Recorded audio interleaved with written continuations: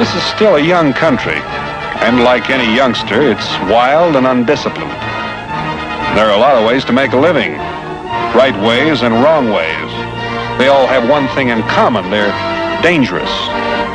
Take a stagecoach driver, for instance. It's an honest way to make a living, but it's not safe.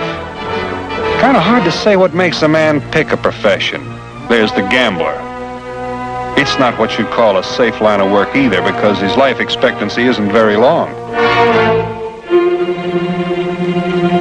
Then I knew a fellow once who drove a dynamite wagon. I knew him a very short time. Some people are horse thieves by profession. Out here, they just don't live long at all. I guess it all goes to show you that a man's going to be what he's got to be.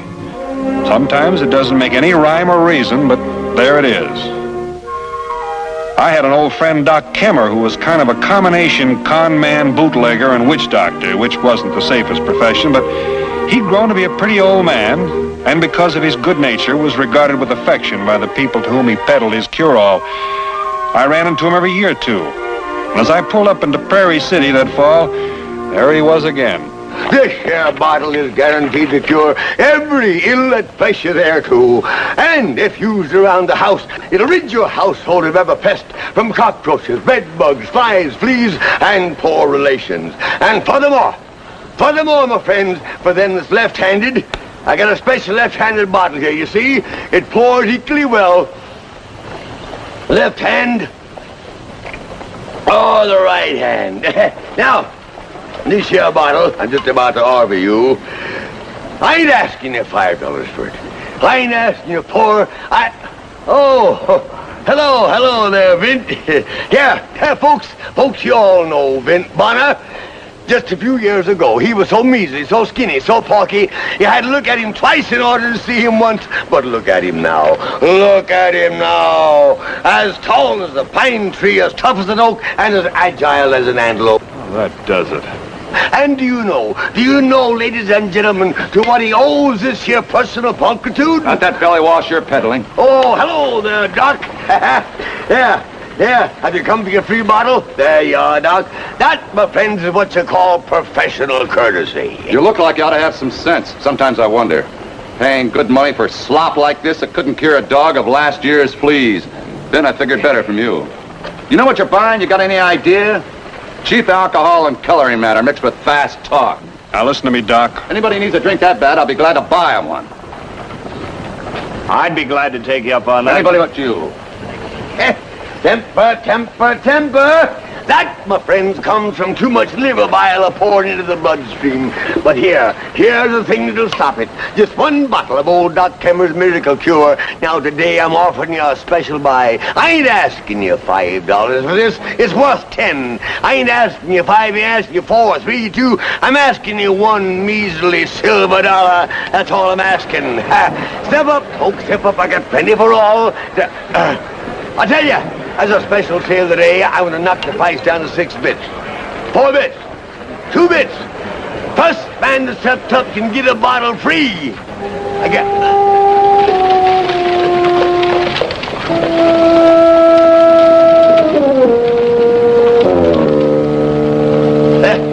Yeah, kind of looks like I'll have to give a supper show to make up for this. When'd you get into town? Just now. I'll see you later, Doc. Say, promise not to use me as bait, will you? I want a drink. Like I just told you, I want a drink. Like I just said, I can't give you no drink. I got orders from Doc Hallop. Doc Hallop doesn't tell me when to have a thirst. I'm sorry, Hode. I'm beholden to him. I'm gonna count to 5. There better be a drink on the bar before I'm through. 1, 2. Oh, he's not armed. Listen, Bonner, I don't want no trouble from you.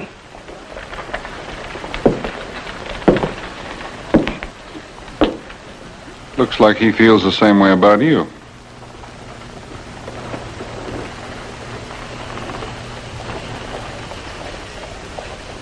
I'll be back.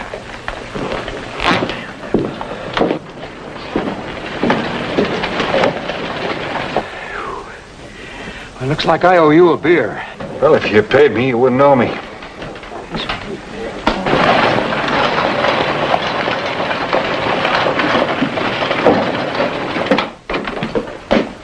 Come on in, Hode.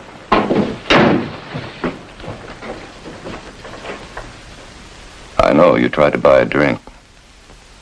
A man's got some rights. Doctor's got duties. You got a duty to tell the truth. I told you the truth. I told you this morning. There ain't nothing wrong with me. Look at them hands. There ain't a man in town I can't break in two. You won't do any more fighting, Hode. You're tricking me. On account of Amy. My sister's got nothing to do with this. You've been trying to keep us apart. You packed her off to New Orleans. We've got family there. They wanted to see her. Hode, it's just possible I could be wrong. But you don't have to take my word for it. You could see some doctors in St. Louis. St. Louis. That'd suit you just fine. To get me out of town before Amy gets back. All right, then. Stay.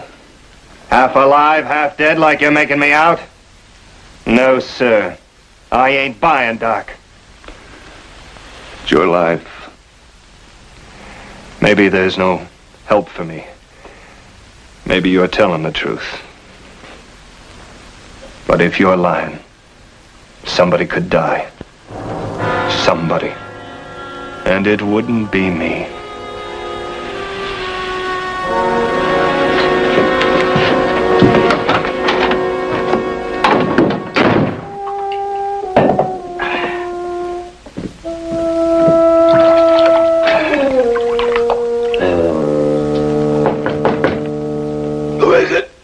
It's Vin Bonner. Oh, come in, Vin. Come in. Make yourself at home. Don't tell me you drink the stuff yourself. Sure, it don't taste so bad when you get used to it. Besides, I've been having them pains. How long? Oh, past 3 or 4 months now. Feels like somebody was jabbing a hot poker in my gut. Maybe you ought to see Doc Hallop. Not in your tin type. Folks see me going into a doctor's office, I'd never sell another bottle. Here, have a snort on the house. Go on, it's fresh.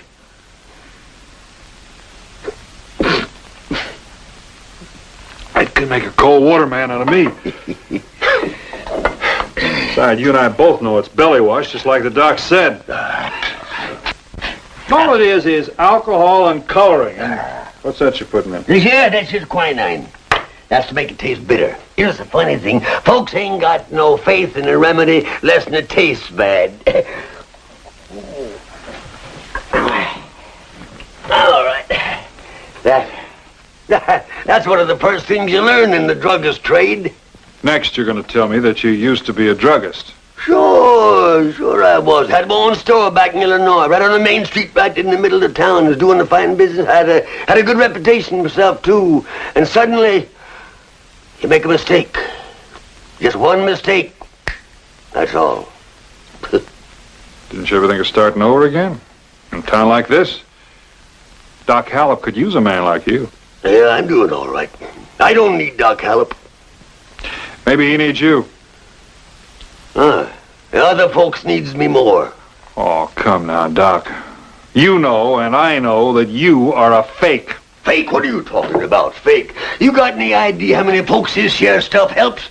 Folks that think they're sick and they ain't, this here makes them feel fine. Then there's folks that doctors give up for lost. This here stuff gives them hope. And Vint, without hope, a man might just as well be dead. Oh, sure. And then there are the folks who just like to get soused respectable. Sure. You take like fellas that don't dast go near a saloon because their wives don't hold with drinking liquor. You got any idea how many families this here stuff holds together? Have you got... Oh. You gotta do something about that pain or you're not gonna hold together. All right.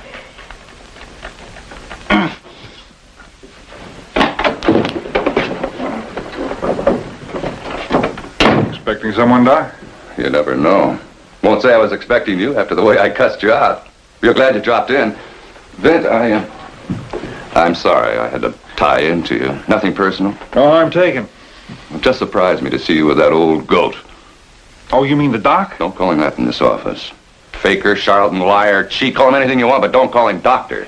All right, Doc. I won't call the doc. Sorry. Nothing to joke about. Man's dangerous. I'd sooner see smallpox in town. It's good to see you all in one piece. How do you do it, Vin?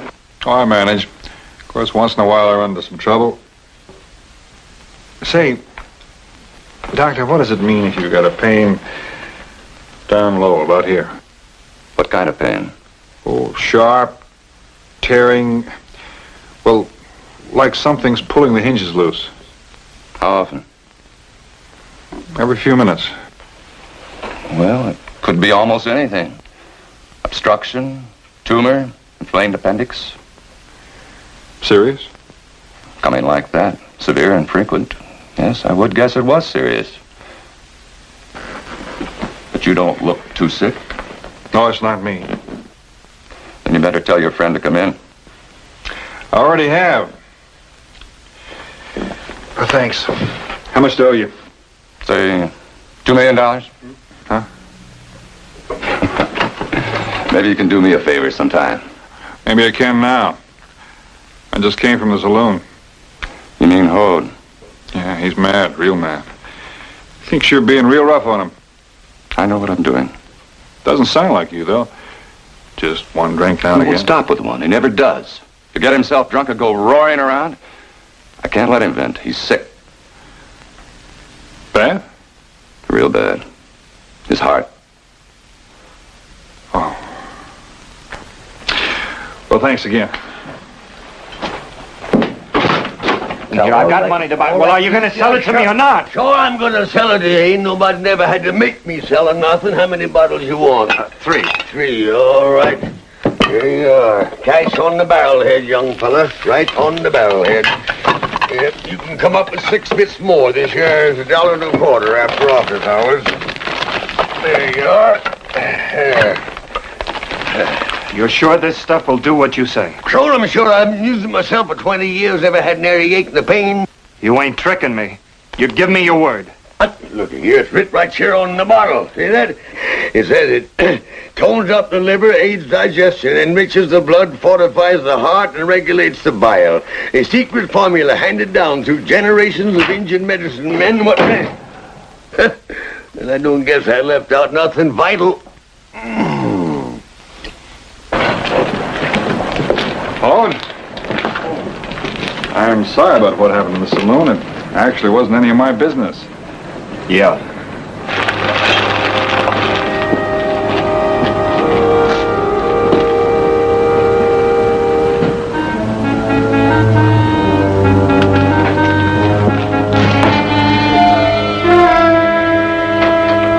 Oh, hello, Vin. Has Hode Emery been here? Oh, what, Emery? You know who I mean, the fellow in the crowd that the doc straightened out. Has he been here? Well, let me see now. Did you sell him anything? Huh? Well, you know, now that you mentioned Look, it... answer me. What? Did you sell him any of that hogwash of yours? And if so, how many bottles? I only sold him 3 bottles. I didn't cheat him or nothing. I just charged him the regular price. What's all the fuss about? He's liable to get himself drunk. Well, he's a grown man, ain't he? He's sick. If he gets drunk, he might die. If he dies, you're in trouble.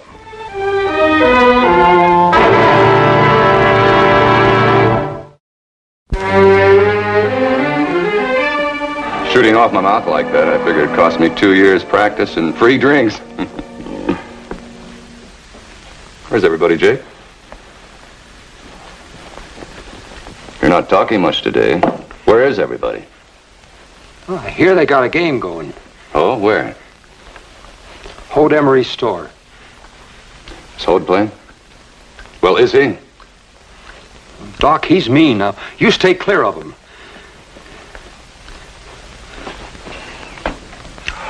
Well, I'll just make that a small $5. $5 ain't never been small to me.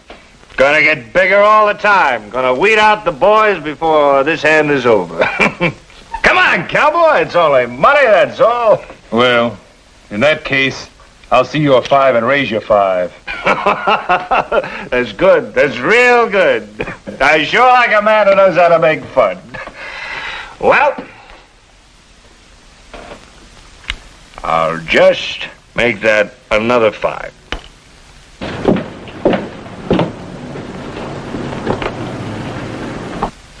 We'll have them run for the tall grass. I'll see you while I can.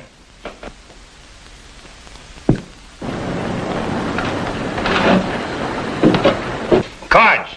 2.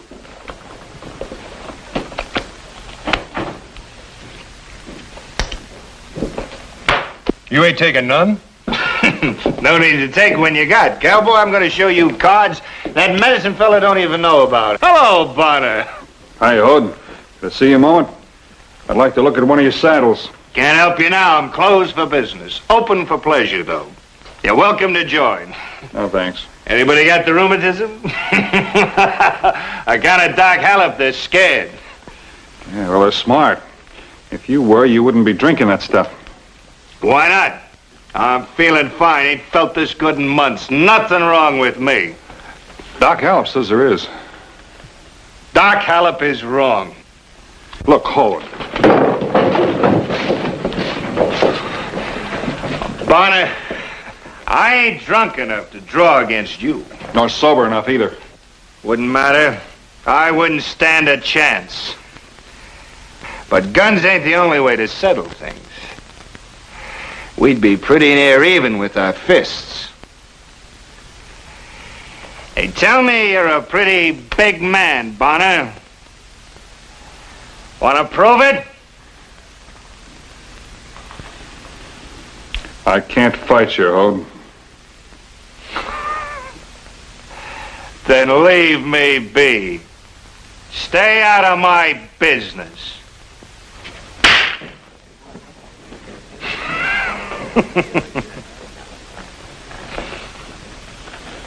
What do you got? 3 trays.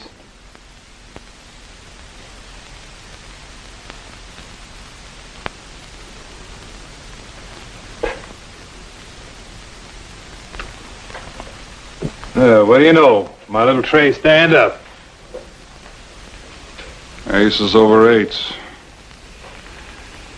Dead man's hand.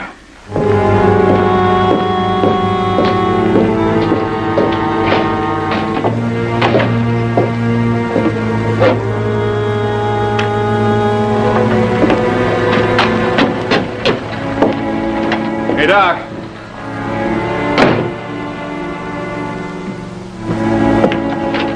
Doc?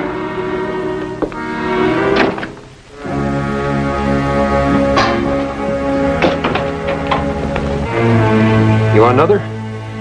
No. But it might do you some good.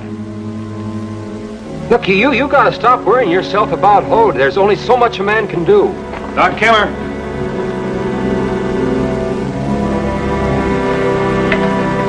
He'll kill you, Doc, without even thinking twice.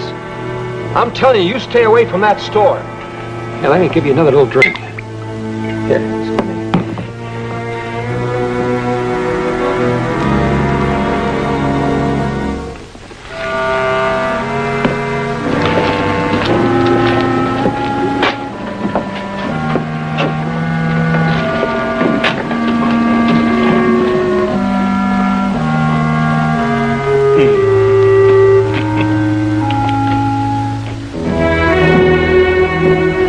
Tell him, Doc.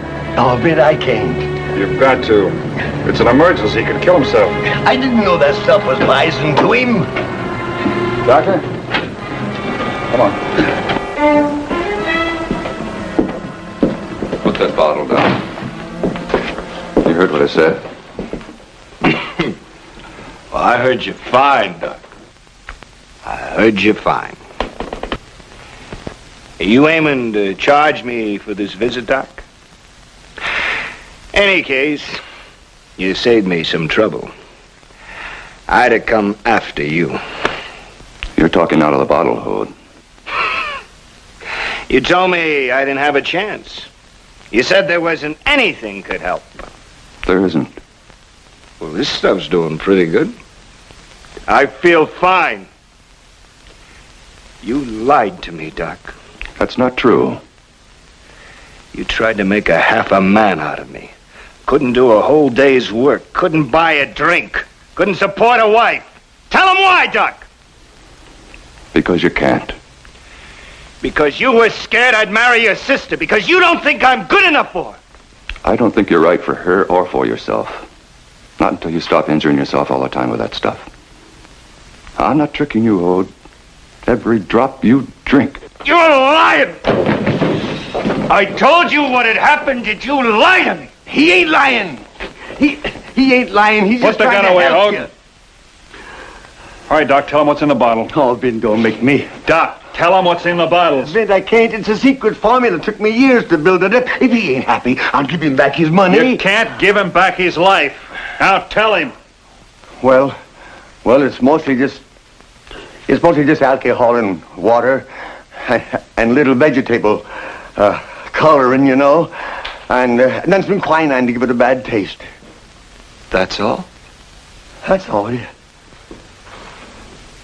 I was feeling so right. I was so sure. You gave me your word. You promised. You said it would help. I wasn't intentioning to hurt nobody. You lied! You lied!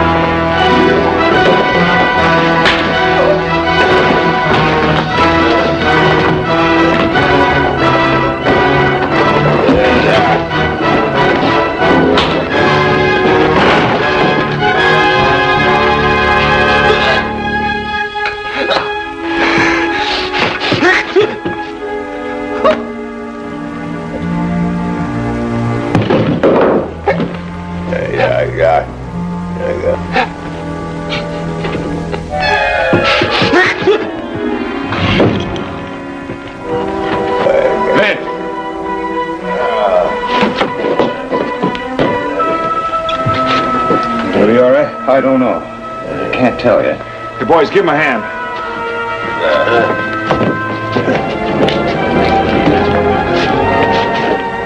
All that homemade rot-gut had been drinking, I hardly had to use any chloroform. Well, tell him when he comes to. And don't try and tell him it wasn't good for something. Good for fools. Hadn't been for that bullet, he might have been dead. That appendix you were talking about? Yeah? Could have ruptured any minute. I took it out when I went after the bullet. Vince. Don't try to talk. Vince, that young fella. He didn't mean no harm to nobody. He was just scared, that's all. Well, he's not scared anymore. But how come he ain't... Plenty of time to ask questions. Be around for quite a spell. I might have known once you got me down, you'd keep me down. Well, you won't be down for long, and while you're getting better, you can assist the doctor here. I don't know nothing about doctrine. Just so you admit it. I'll get some rest. We'll talk about it tomorrow. Yeah, look here. Doc, I ain't got no business no more, you know. I'm not gonna pay for this share. What's this here thing gonna cost? Nothing. Nothing? What you call professional courtesy. Yeah. Last I heard of Doc Kemmer, he'd turned honest. He'd become a legitimate pharmacist. Of course, he still mixed his own private brew. Couldn't stand bar whiskey. He missed that quinine taste.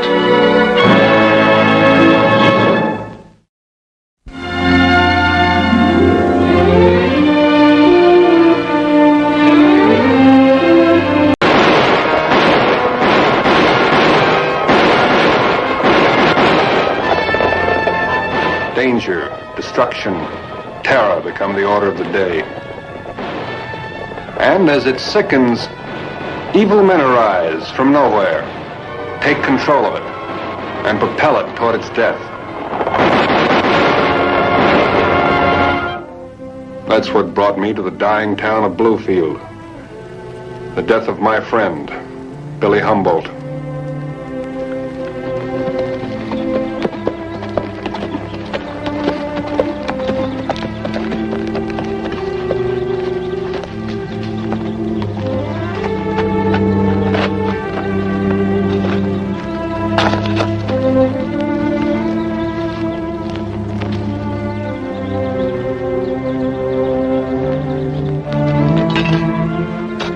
the preaching, mister. So I see. Do you know old Billy? Yeah, I did a while back. How did he die? You're asking the wrong man, mister. Why is that? That's a question you better ask somebody else.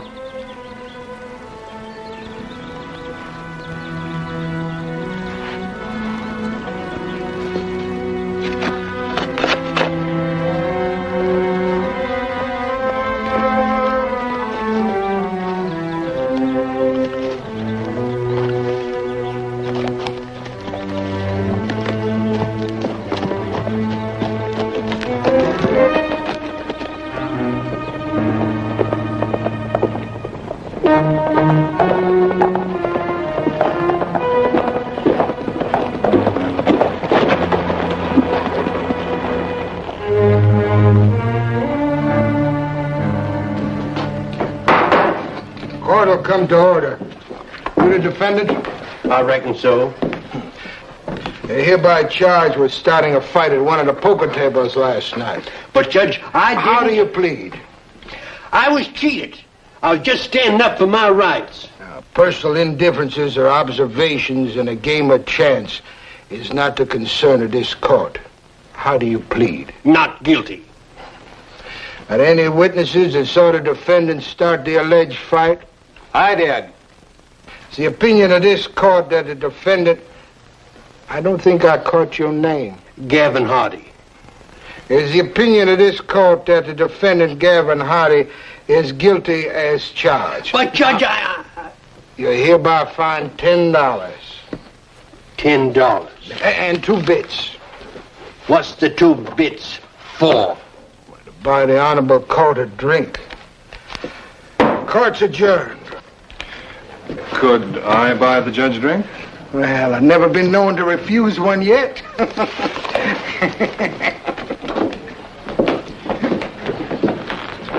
Give the magistrate a shot of your best bourbon. Judge, I see you don't believe in long-winded trials. Well, no, we here in Bluefield feel a man should be given a just and speedy trial. I see. Your health, sir. Well, I guess I better be running along. Judge, before you go, I wonder if I might ask you a question. I'm happy to oblige if I can. Did you know Billy Humboldt? Well, I guess everybody in Bluefield knew Billy. How did he die? Well, as I mentioned before, I got to be running along. Good day, sir.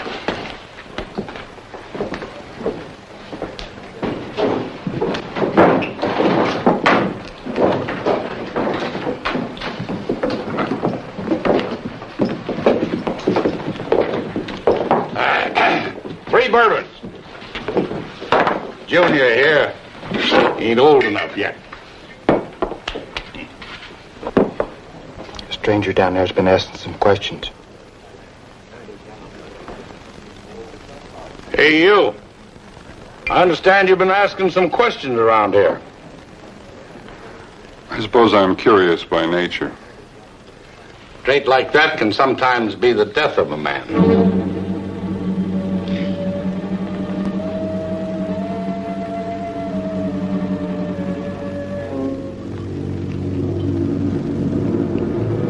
Mighty fancy guns, boy.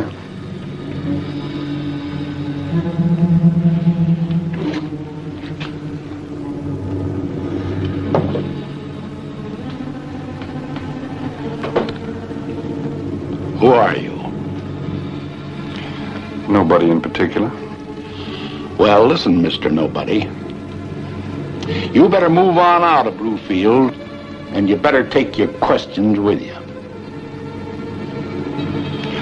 I'd much rather take the answers.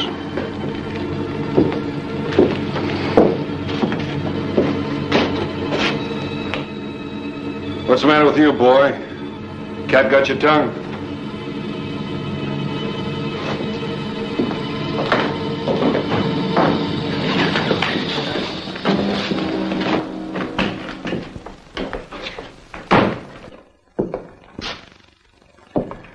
Sheriff Clark? That's right. I don't think I know you. My name's Vint Bonner. Vint Bonner. I was a friend of Billy Humboldt's.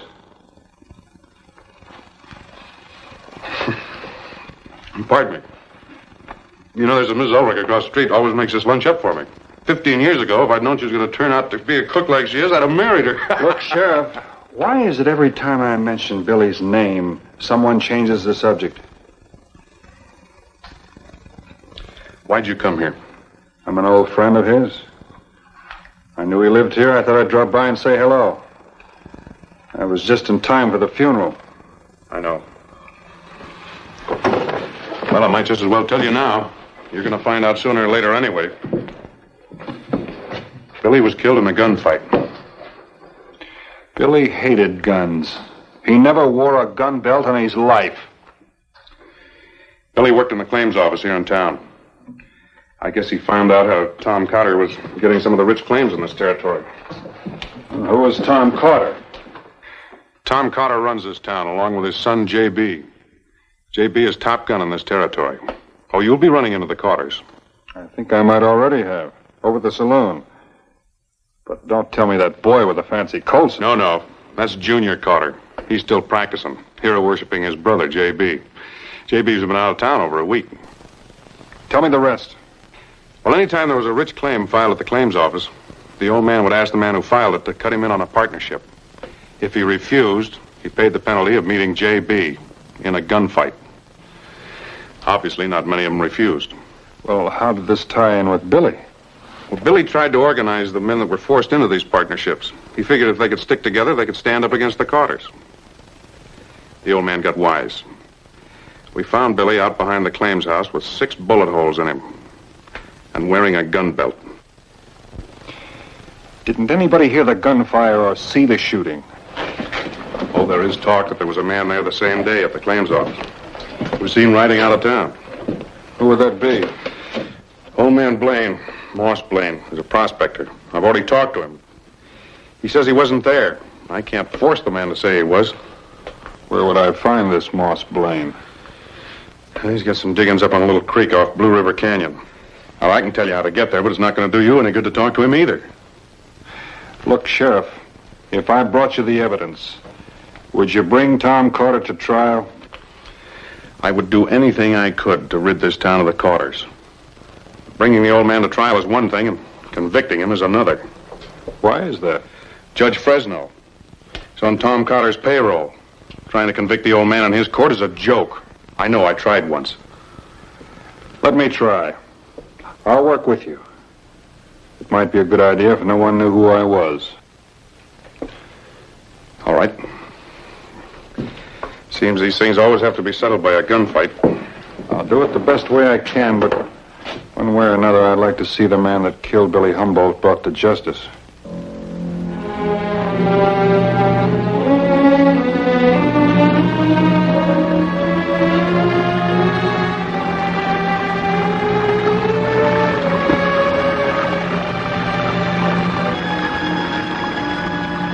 You, Moss Blaine?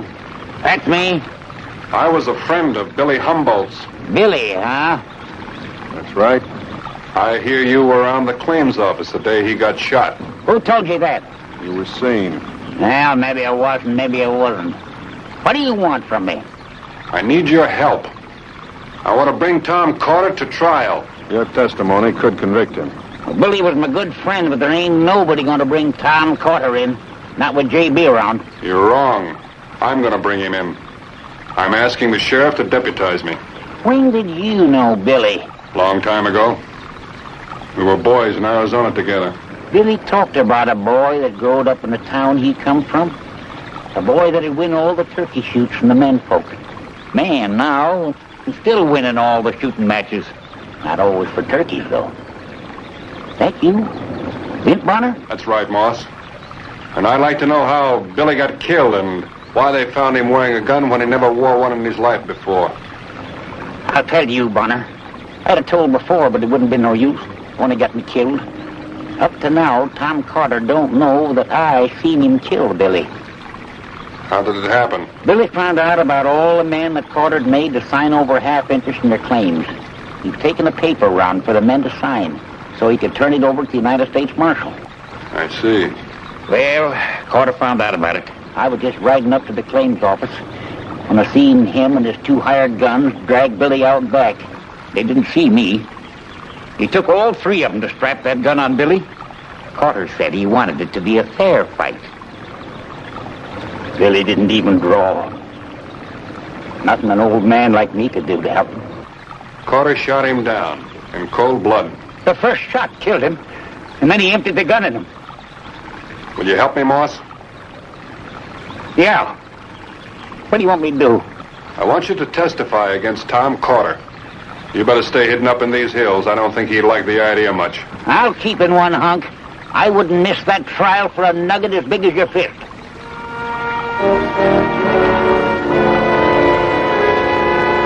So long, Moss.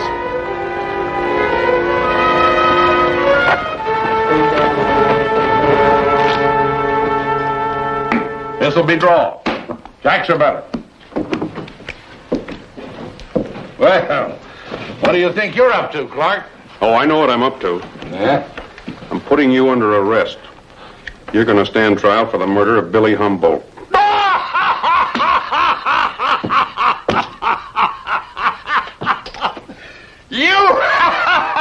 You're going to lock me up? That's right, Carter.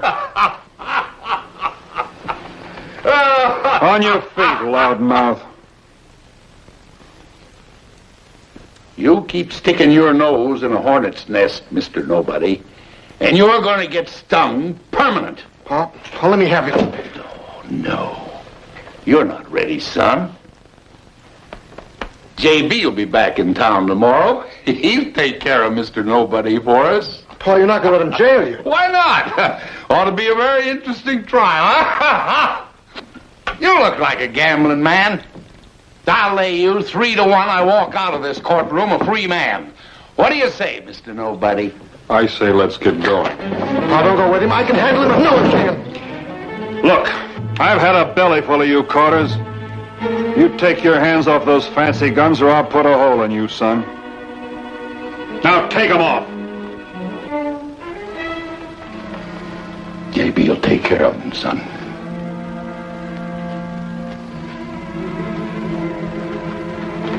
And I'm here.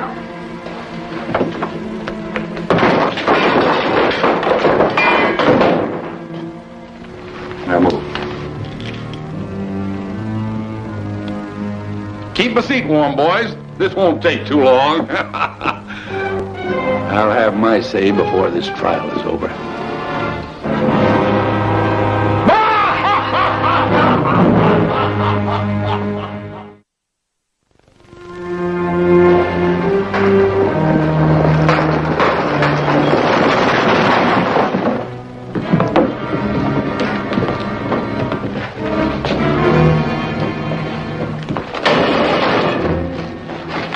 Wake up. Oh, hello, J.B. I was just... Never mind what you was having. Where's Paul? Haven't you heard? Heard what? What are you talking about? About your father? What are you trying to say, you drunken slop? Well, your father's in jail. In jail for what? The charges for the murder of Billy Humboldt. But don't worry none, J.B. I wouldn't let your father down. He's got nothing to fear. As long as I'm on the bench, You mean to sit there and tell me that my pa was arrested by Sheriff Clark? Well, there was another man with him, a stranger here in Bluefield. Clark deputized him.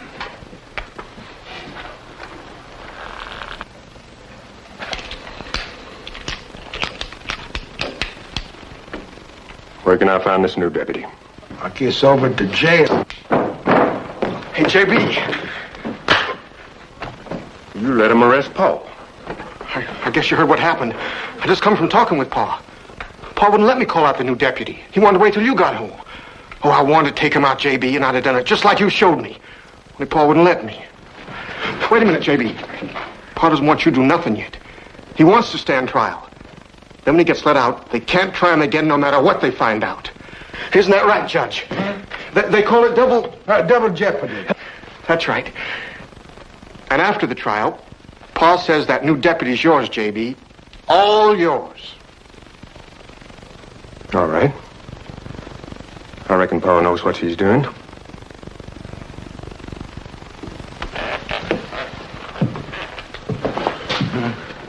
want nothing to go wrong at that trial, Judge. Nothing, you understand? Oh, nothing's gonna go wrong, JB. I swear. Oh, I believe you. I believe you, Judge.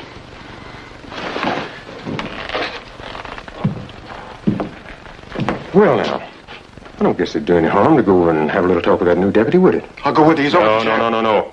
You stay here and get him sobered up. And you better stay sober until the trial, Your Honor. Be careful, JB. Nobody knows who he is. Talk is he might be a big-time gunfighter. Good. The bigger time he is, the better I like it.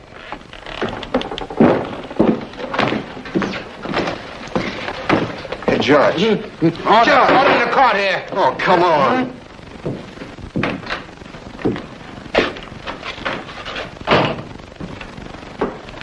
You the new deputy sheriff? That's right. I'm J.B. Carter. Somehow I figured you might be. What are you reading, deputy? Book of poems.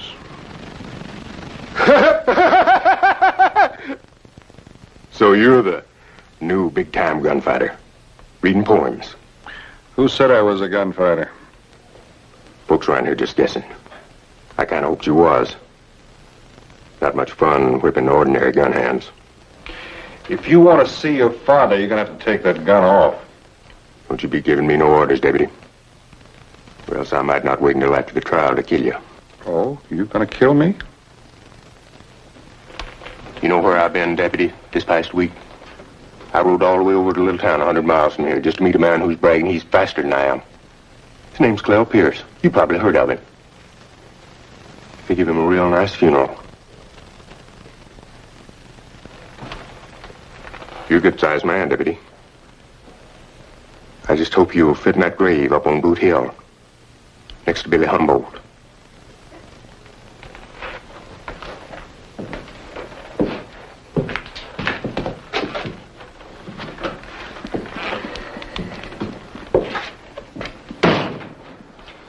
So you had company? Yep. I don't see how you can take the likes of J.B. Carter so lightly. He's a killer, and a good one, too. So he informed me. Selected poetry? I read it once in a while. It Relaxes me. I gave Moss Blaine your message. He said he'd be here Thursday noon in time for the trial. Thanks. I'm going to be leaving town for a few days. Leaving? Yeah, I've got this idea I want to work out. I'll be back in time for the trial. I guess you know you're going to have to fight J.B.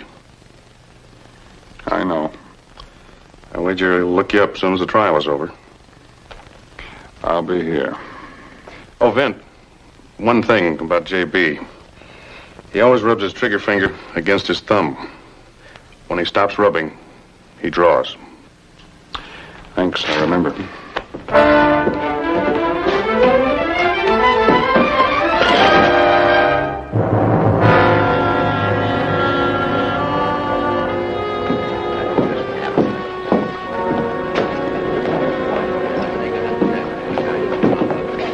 You two, go to the end of the bar. Keep your eyes open. Pa didn't want JB here, afraid of a ruckus.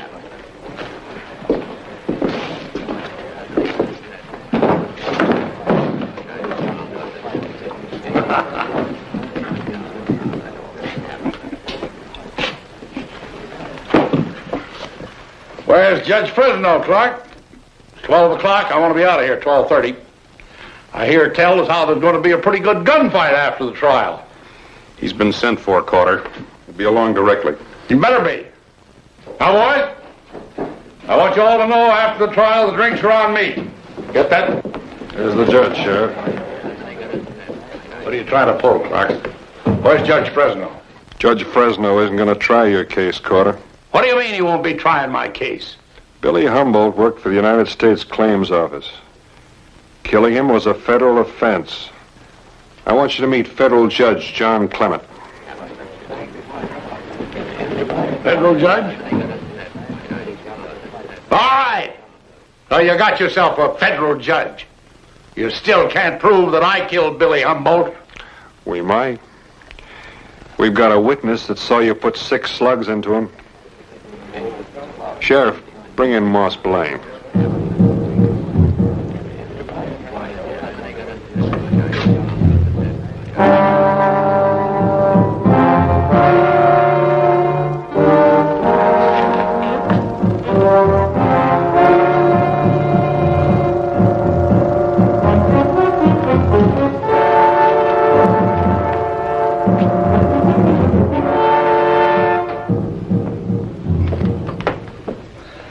So, you think you got it all figured out, eh, Mr. Nobody? What's the matter, Carter? You afraid to stand trial in a court that you don't own? I'm walking out of here.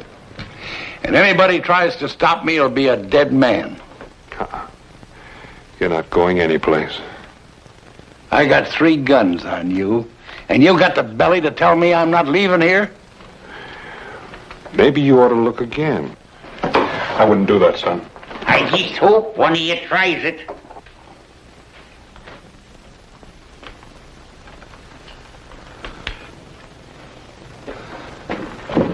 I think we can start the trial now, Judge. There ain't gonna be no trial today. Take him, J.B. Kill him, son. Take a good look at your brother, Junior. This man you admire, this gunfighter. You might learn something. It's just possible he'll end up on Boot Hill with the rest of the gunfighters. What makes you think you know so much about gunfighters, Deputy? Read about them in that book of poems? Or maybe you're a gunfighter, ashamed of your own name. I'm not ashamed. My name's Bonner. Vint Bonner.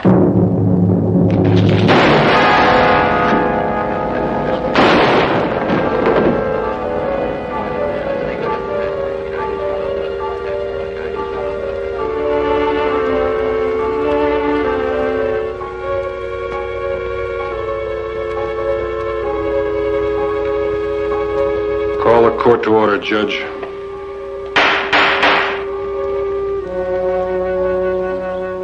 Billy was dead. Nothing could change that. But maybe not in vain. Maybe his town might live.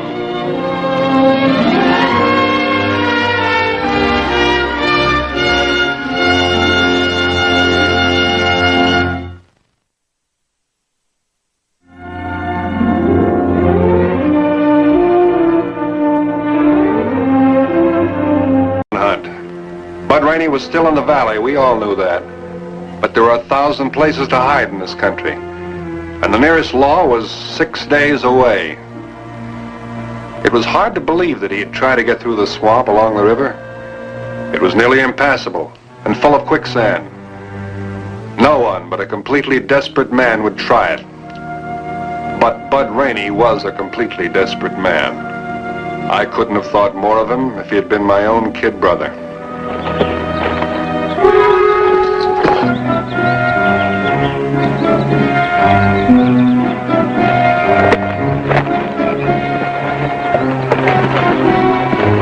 Hey, Vin. That about the right size for Bud Rainey's neck? You used to know him pretty well. You ought to know his neck size. Where's Bill? Back at the ranch, having it out with that pretty little wife of his. She used to know Bud Rainey pretty well, too, didn't she? Maybe Bill figures she knowed him too well. Watch your mouth, Cole. And you won't need this. You help raise a wolf pup, Bonner. Don't blame me if he turns and bites you. You're not in charge here.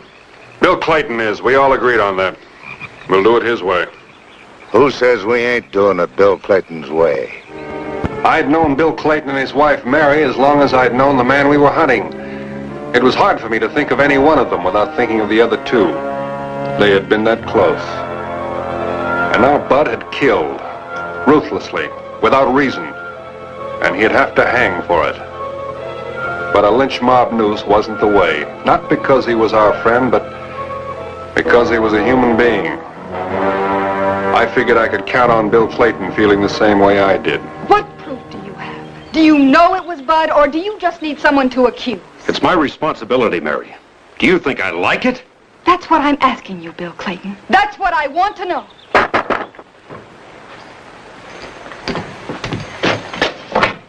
Hello, Ben. Bill? Vint! Oh. What are we going to do? We're going to listen to Bill. You know where I stand. Yeah? Do Cole and those other boys on the North Fork, do they know where you stand? They've got their orders. And they're getting out of hand. They've been up 2 days and nights. What do you expect them to do? I expect them to act like men who know the law. We've got enough trouble as it is. Those men are my neighbors, Vint. They've got a stake in this valley the same as I have. When a decision's made, they'll all have their say. What's your decision going to be, Bill? You know Bud as well as I do, Vint. But do you know which way a killer wolf will jump next? How can the two of you stand there and talk about Bud as if he were some animal to be hunted down? Have you forgotten who he is? That he's our friend? Bud made this decision, Mary. I didn't. That's right. You didn't. You can just stand there and be judge and jury and put 20 men out there with guns and ropes. Stop it, Mary.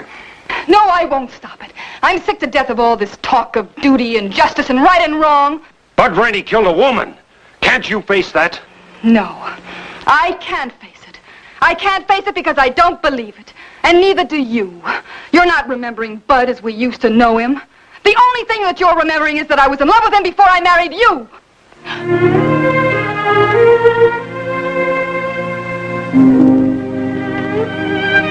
You coming, then? I'll stay a while. Bill! I didn't mean to say that. I didn't mean to say that. Mary, it's not that Bill and I have forgotten Bud. It's just that we can't think about it any other way. Then you think that Bud's guilty. You believe what everybody is saying. I have to, Mary.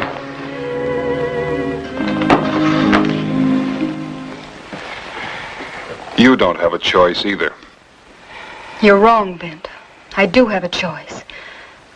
I don't expect you to understand this, but, well, a woman can love a man and be his wife and still have a great tenderness for the past that's as big as love itself. Everyone has memories. Those were good times for you and Bill and Bud. And you, Vint, always there to give us advice and taking our part. How did you ever put up with us? Someone had to. Oh, Vint, where did it all go wrong? I don't know, Mary, but try not to think of that. Think of where it went right with you and Bill. What will you do? There's not much I can do. I'll try and see that he's not hanged by a lynch mob.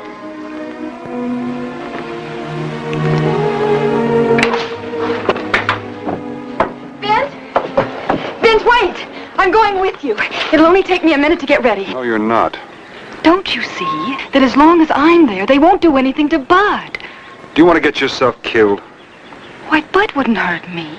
Mary, he's already killed one woman.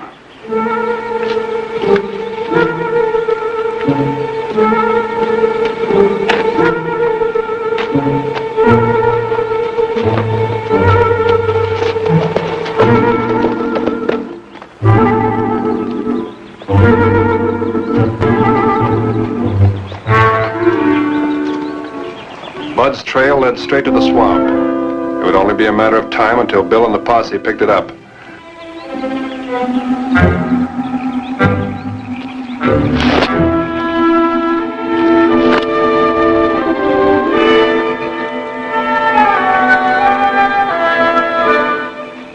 With 20 men scattered through that brush, Bud could sit back there and pick them off.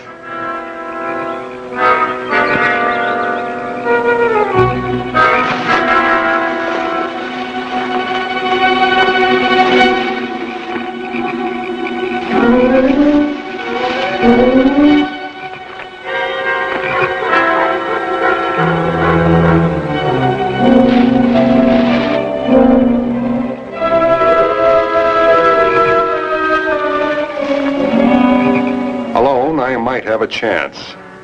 Maybe I figured I could surprise him. Or maybe I was remembering the kid I'd helped to raise and hoping he'd remember me the same way. The one thing I hadn't counted on was Mary Clayton's stubbornness. Come on out. Vent, please.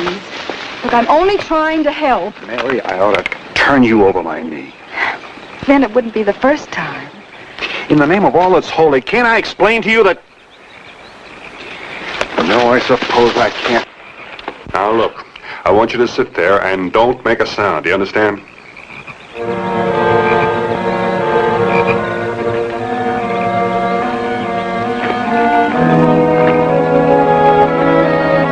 Vent, What do you want? be careful.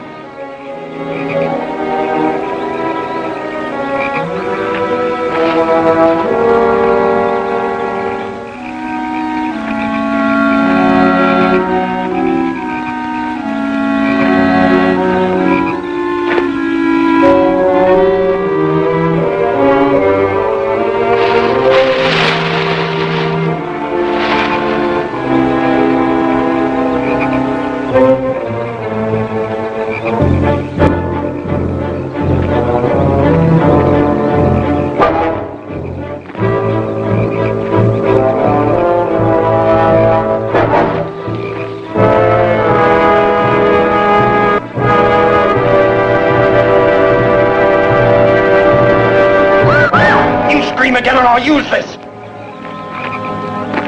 Mary.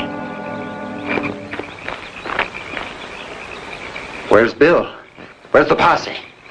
The other end of the valley. That's good. Yeah, that's good. Look, Mary, you gotta help me. That's why I came here, Bud. Who's with you? Get him up high, Bud. You all right, Mary? Well, you think I'd hurt her? I didn't know it was Mary. Then I'm glad to see you. It's like old times. Up. Look, I wouldn't do nothing. Not to the only two friends I ever had. Not to you and Mary. Look, I got no gun. I lost it 2 days back. I run my horse into the ground. I ain't had a bite to eat in 4 days. Oh, Bud. Oh, Mary. If you only knew how often I thought about you. And you, Vent. Do you think I forgot everything you done for me? Hey, remember that saddle you gave me? That was the best saddle I ever had.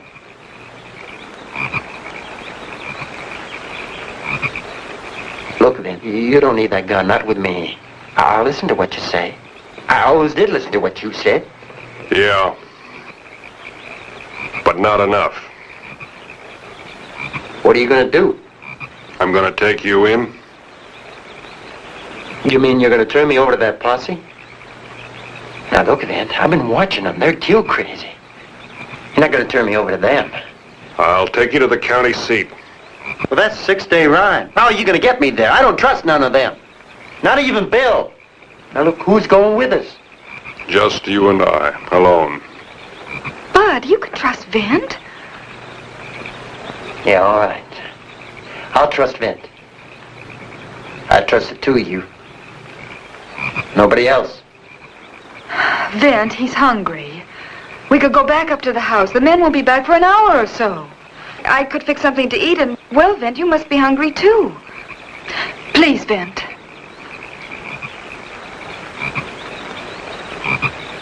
Move.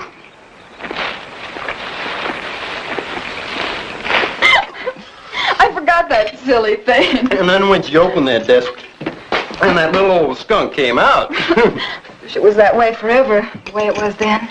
Childhood doesn't last forever, Mary. I don't know what got into me. Just seemed like everybody, everything was against me.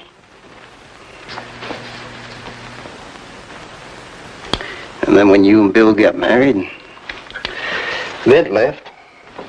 I asked you to go with me. I wanted to be on my own, Vent. Don't you see that? Well, I wasn't going to lean on nobody.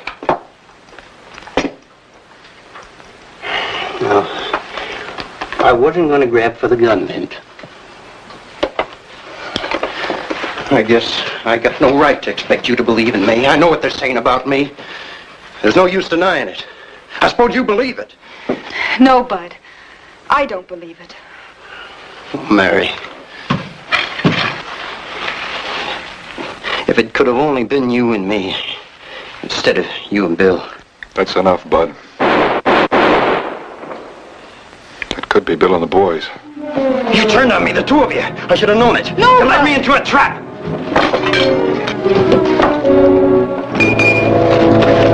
I want a gun, Vint. I got a right to protect myself. You got a right to a trial. Nothing more. What kind of a trial? You think them men out there's going to give me a trial? I told you I'd get you out of here. It'll have to be through the swamp.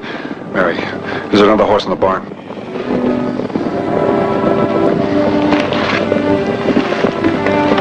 Vint.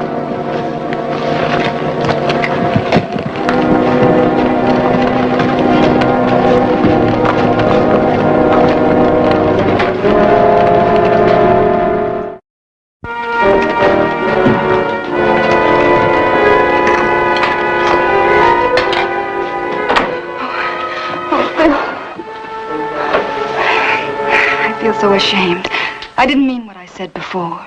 Oh, I understand, honey. I wanted to tell you I understood, but I always seem to think of the words when it's too late to say them. I didn't expect you back so early. Oh, we got to get some fresh horses. Cole Ramsey and some of the other boys want to try the swamp. You've had company? Oh, yeah, Dan McCaskill and Joe Schaefer stopped by. They look so tired. I fixed them something to eat. Mary, Dan McCaskill and Joe Schaefer are right outside. They've been with me all day. Oh, well, it was... Where is he, Mary? Billy hasn't got a gun or even a horse. You can't run him down. Mary, I asked you where he's hiding. I'm not going to let you do this to yourself. Or to us. You can't protect him. I can protect him. You and Vint and I are the only friends he's ever had. Bill, we've got to help him. He needs us. He's a killer. So will you be if you turn him over to that so-called posse out there. Now, he has his rights. I'm not going to tell you where he is. And if you think it's because I was once in love with him, why... You said that, Mary. I didn't. Is Bent with him?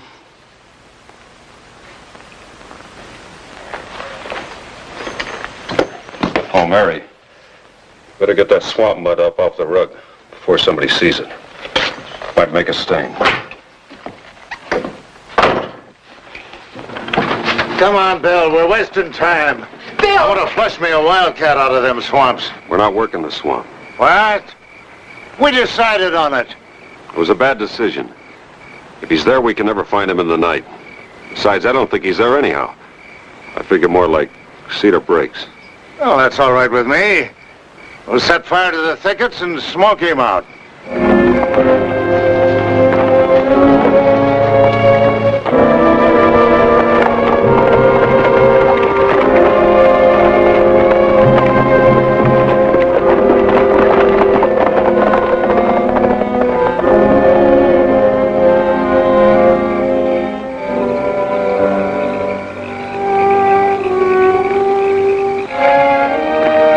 She ain't coming, Vint. We'll wait. Vint, Yeah. I want to talk. Been a long time since I had a chance to talk. I'm listening. I ain't all bad, Vint. I never said you were. I made mistakes, maybe too many of them. The one big one was when I didn't go with you at that time when you asked me to. I think it was before that, Bud. You mean that shooting in Sand City? Well, that was self-defense. Even the judge said so. You spoke up for me. Man's got to stick up for his rights. You had to kill a man for a reason. Now, what's so different about me? You liked it. I never did. Maybe that ain't so, Vint.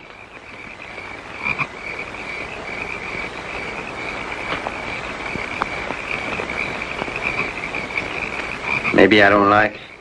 looking into the coals of the fire. Any more than you do. Vant, give me a chance. Why? You take me into trial. They hear my name, and every killing in the last year they lay it on me. What kind of a chance is that?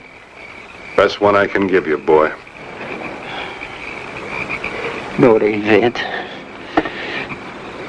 You wanted me to go up to Montana with you. I'll go. It'll be like old times, just you and me. Oh, please, Vant. Please, you're the only one that ever tried to help me.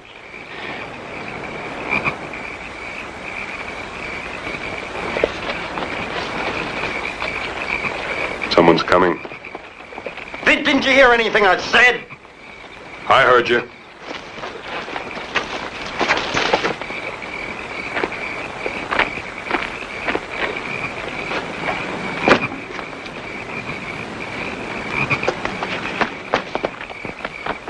I got a good horse.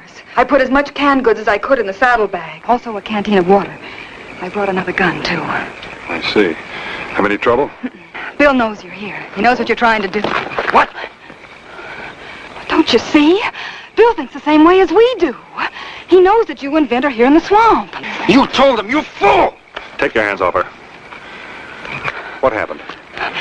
He turned the posse away from the swamp, up to Cedar Breaks. Don't you see? Bill's trying to help. You can take the North Trail out of here. Nobody's going to stop you. That's a trap. I ain't riding out of here right into their arms. But it's no trap. Bill's trying to help you. He's your friend. Yeah, fine friend. Fine friends, all of you. Vint with a gun on my back, and you telling Bill where I am. Now there's a posse out there just waiting to get me. I've had about enough of you, Bud. Now you listen to me. Bill Clayton lives in this valley. He's going to have to face these people the rest of his life. And he's risked his reputation, everything he's got, just to give you a break. You really believe that, don't you? I believe in Bill. All right, maybe I was wrong. Maybe I got a little excited. Yeah, maybe you were. Now get on the horse. Look, I'll go. No trouble. But I got my rights. You said that yourself. Just let me have a gun. No. Just give me a gun to pack. Just so I know I'll have it. It ain't fair, Vint. I got no way to protect myself. They'll come after me and they'll shoot me down in cold blood. I say they won't. You think they're going to listen to you? Why, you're helping me to escape. They won't stop to ask questions. They'll cut you down just as quick as me. I'll take that chance. But it isn't so. You can trust us. I don't trust nobody. Let's you and I make a break. We'll go away together, like I said. Is it a deal? No deal, Bud. Not now or ever. Mary?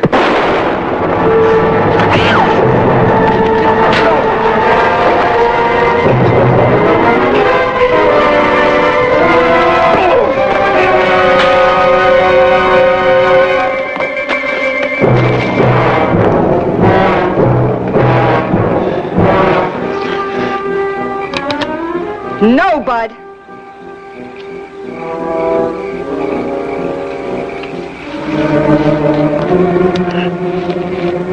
Put it down, Mary. You don't need that.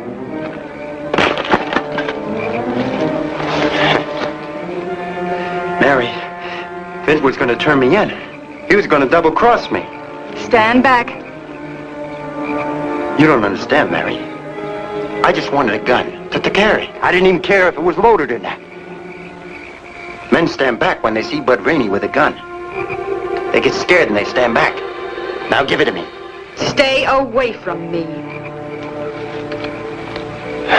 Look, Mary, this is Bud. You don't have to be afraid of me. I'm going to take you with me. Just like we always planned it. Yeah, we're going to ride double. They wouldn't dare shoot at me if you were along with me, would they?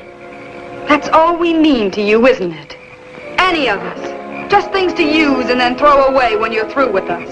No, you're wrong. Because I love you. Look, Bill ain't right for you. It's me. Look, I love you. You don't know the meaning of the word. You never did and you never will.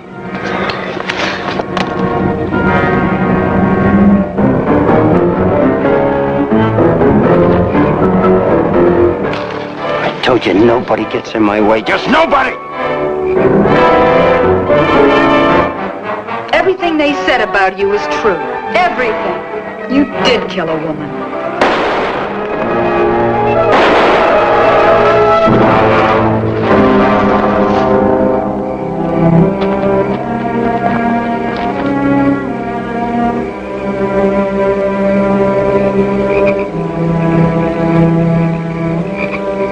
That man I just shot, Mary. We never knew him. Not you or Bill or I.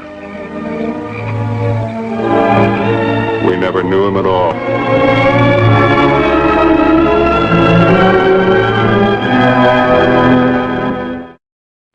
It's all right, Vince. That Mary's a good nurse. You know, if it came right down to it, I would have stopped them some way or another. Neighbors would know I just couldn't let him hang, Bud. You proved that, Bill, when you pulled that posse off and gave us a chance to get out. I wanted to tell Mary, but I just have trouble finding words when I need them most. She'll understand. I hope so. I love her an awful lot, Ben. Tell her that, Bill. Keep telling her.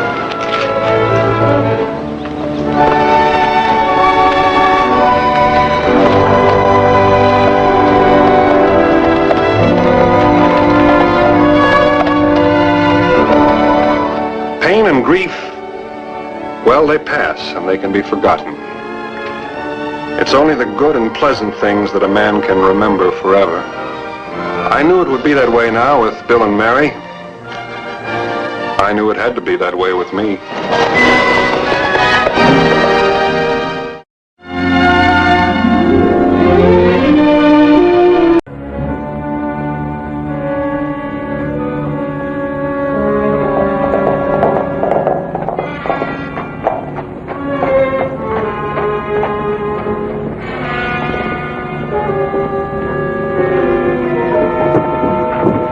Take care of your horse, mister? I've been down for a dime.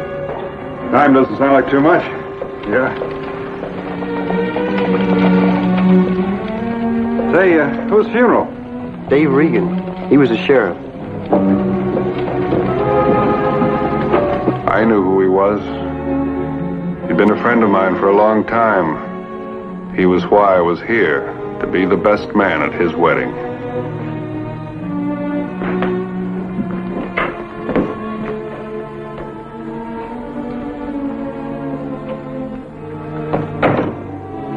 What happened to Dave Regan? You a friend of his? I came 100 miles to be best man at his wedding. Must be Vint Bonner. Yeah, Dave talked about you a lot. What happened? He was killed the day before yesterday. A man by the name of Vance Carter. Ever hear of him? Vance Carter. I've heard the name. A professional gun. Came into town 3 nights ago looking for Dave. When he rode out, Dave was dead. Where is this Carter now? He could be anywhere. We've been out chasing him all day yesterday and today. We lost him in Devil's Canyon. And that's going to be the end of it? Look, Bonner. I was Dave's deputy. He was my friend, too. Everybody in this town liked him. Now, there are 30 men from Dorado out there that haven't been out of their saddles for the past 2 days. Does that sound to you like we don't care? How did it happen? He shot in the back. Any witnesses?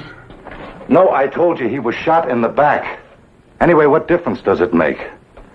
We know who did it. You've got a town to run, Sheriff. That's your responsibility. I've got a responsibility, too. That's to find this hired gun. Now, look at Bonner. We'll find him. Every peace officer in the territory is looking for Carter. I'm still gonna try. All right, I can't stop you. When are you leaving? After I've talked to the girl he was gonna marry. And I think you'd better have a fresh horse. Much obliged.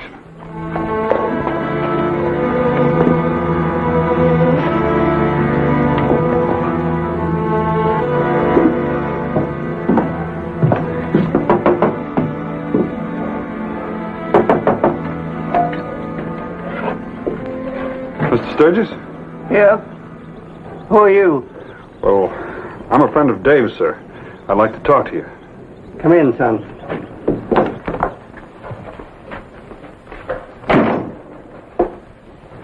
Is Nancy here, Mr. Sturgis? Nancy? Oh, she's had a bad shock. She's been bad ever since it happened. You say you're a good friend of Dave's? I was a good friend. I couldn't have loved him more if he'd been my own son. Saw him every day. He used to pick me up at the mine and drive me home. Mister, I spent 40 years digging and working the mining claims. Always hoping that I'd make the big strike so Nancy and the man she marries could have something. You know something, son? I made the big strike a week ago. You believe me? I believe you. If it helps any, I'm going to try to bring in his killer. You do that, son. I'd go with you, but Ben Webster says I'm too old. And you know something, son? Maybe he's right. Would you tell Nancy I was here? Your name? What did you say your name was? Vint Bonner.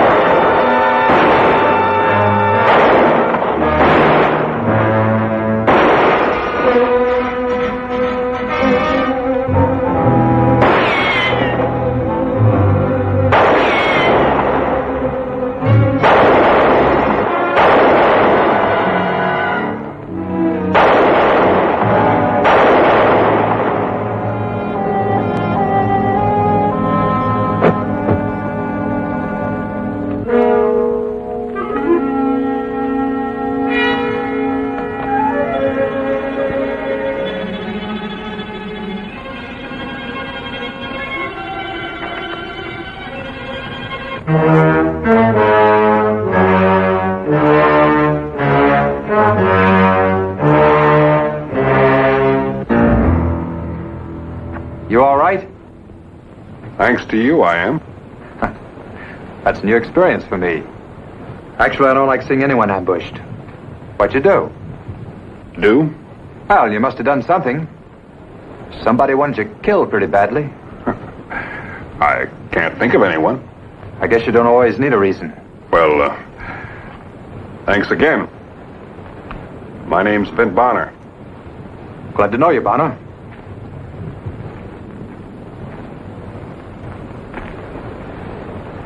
I'm Vance Carter. Vance Carter? That's right. You've heard of me? More than that. I was looking for you. What's this, a business matter? Not exactly. I was going to take you someplace.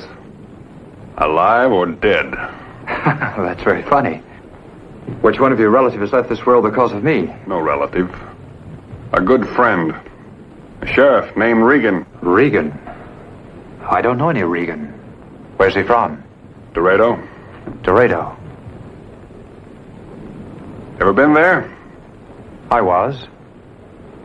How did your friend die? He was shot. In the back. By a professional. But it's true, my gun is for hire. That's my business. In a sense, I'm a gambler. But I don't gamble for money, I gamble for higher table stakes. My life. I don't shoot people in the back. Every man I've faced has had an even chance. From what I hear, not with your speed. You never know when you meet a faster one. Might be today, might be tomorrow. Who says I killed Regan? The whole town? I see. It all ties in. Do Do you know why I was in Dorado? I'm listening. I got a letter from a man offering me $1,000 for my services. Who was it? Ned Avery. I went into Dorado to the appointed place, but no Ned Avery. So, maybe someone wanted you in town so that I could take the blame for killing your friend. Do you believe me?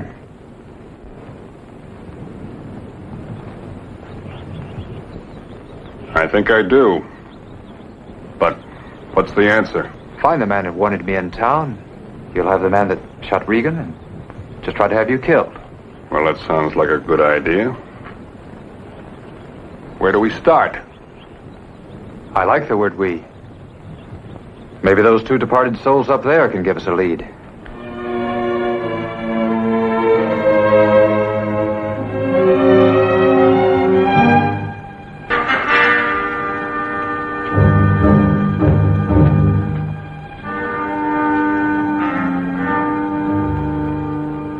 I never saw him before in my life. Neither have I. Who was the first one to tell you I killed Regan? Ben Webster, the new sheriff. Thick-set man, hair thinning a little on top. You know him? Not socially. He's been trying to introduce himself lately. I guess I'll have another talk with him. I think I'd like to ask him a couple of questions, too. Look, there's a big set of cottonwoods up on the north side of town. You meet me there at sunup tomorrow. I'll be there.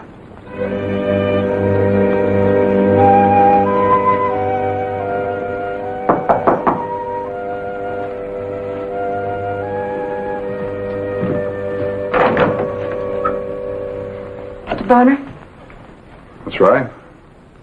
I'm Nancy Sturgis. I've got to talk to you. Come in.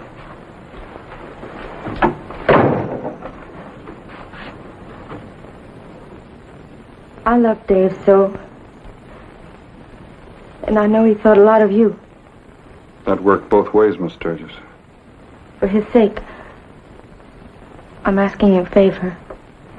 Anything at all. Please leave town.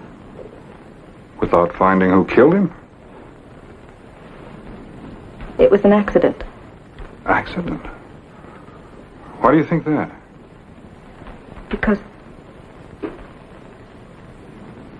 my father killed Dave. Your father? Dave's girl told me a strange and tragic tale. One that was almost impossible to believe. But her sincerity was unmistakable. I had to accept it as fact. Please, just leave. You never should have come.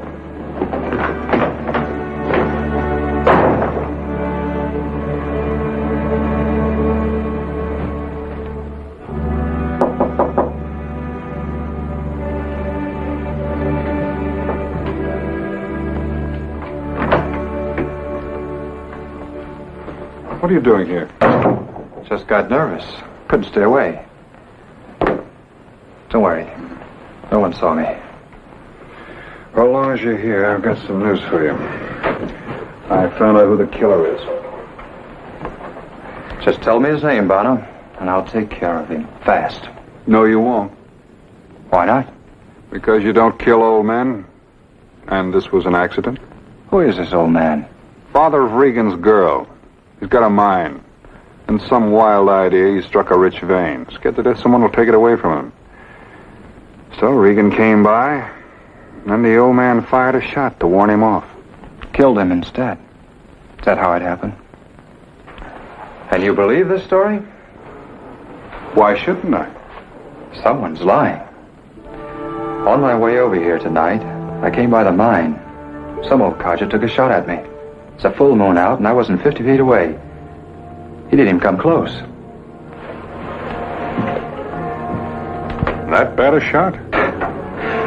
He couldn't have killed anyone, even by accident.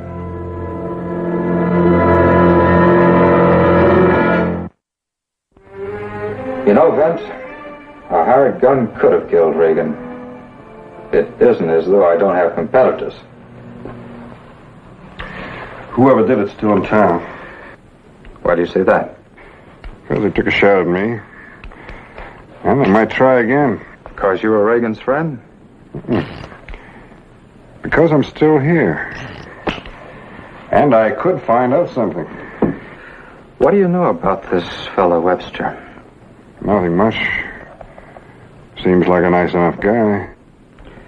That's what bothers me. Nice guys don't usually become sheriff. No offense to your friend Regan. You see, I have a personal interest in this, too. Professional pride, you might call it. The story of shooting someone in the back, well, that hurts. Webster probably went along with that to protect the old man. Well, maybe that's what he wants everyone to think. I'd like to know more about this sheriff. Who could we talk to? Pop? He's been around a long time. Do you think we could get anything out of him? We? You'd be taking an awful chance with half the town looking for you. No, I don't think so. We could meet him at the mine. It's worth a try. Besides, it might be the only chance we've got. We'll leave as soon as it's daybreak. Meantime, let's get some rest.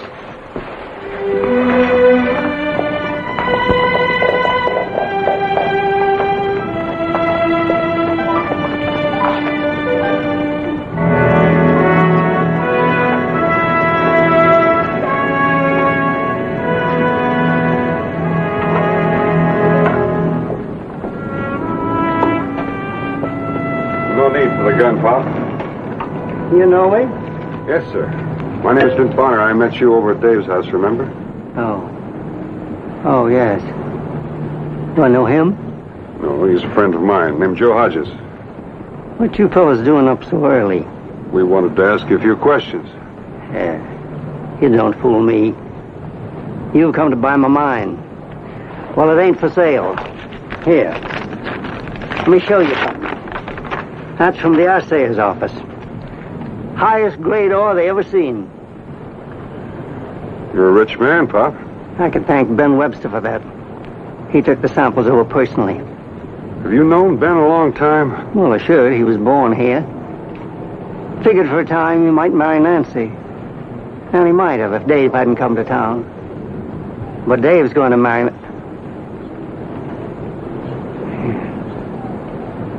I know Dave's dead. But I keep pretending he's still alive. That make me a mite touched. No, Pop, I wouldn't say so. Now you know why I can't sell the mine. I'm going to leave it to Nancy and the man she marries. I guess now that'll be Ben Webster. Sorry, fellas. The mine ain't for sale. It's Webster. There's no doubt about that. I'm going in to get him. No, you're not. Sorry, Bonner, that's the way it's going to be. Now let me go. Look, I'll take care of Webster, I promise. But it's got to be done my way. You gonna listen? I should have let you be bushwhacked. All right, now listen. Now, this is what I plan. Did you tell anyone you saw me last night? Oh, no. Did I do the wrong thing? No. Except now I'm pretty sure that your father didn't kill Dave. He didn't. Well, who did? Ben Webster.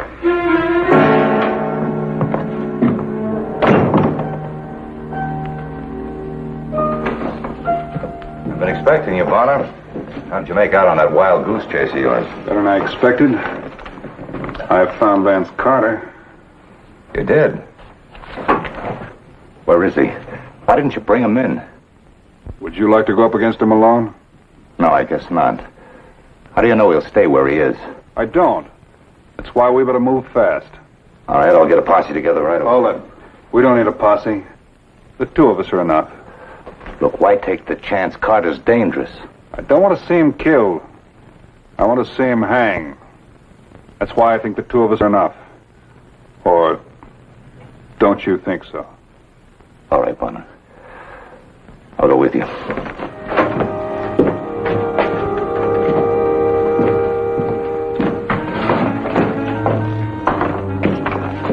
I'm ready.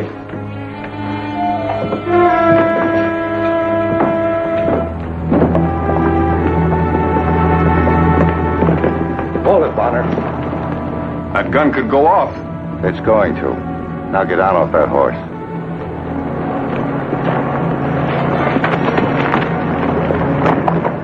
You mind telling me why? Not at all. I don't like being led into a trap. You see, I know all about you and Carter. You might as well tell me the rest. When the horse I loaned you came back alone, I figured everything was all right. Until somebody told me different. Like who? The third man at the pass. You know what happened to your other two friends? Not friends, Bonner. All three were strangers. They didn't know me. I gave a different name when I hired them. A name like Ned Avery. I had everything worked out fine until you showed up. When you pull that trigger, I'm going to get off a shot. I doubt if I'll miss. But if I do, Carter will kill you. I'll take care of Carter when the time comes. The time's come, Webster.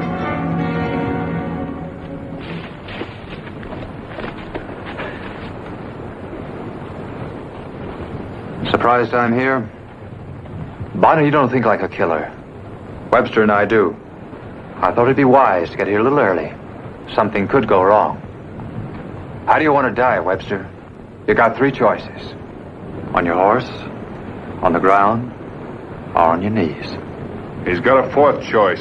We can hang him. He doesn't have a fourth choice. Yes, he does. I'm taking him back to stand trial. Who'd believe you? A judge and a jury? In this case, I'm the judge, the jury, and the executioner. All right, hit the ground, Webster.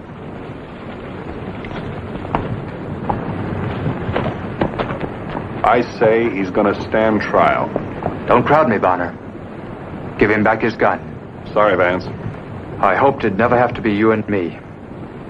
That's up to you. I'm ready anytime you are.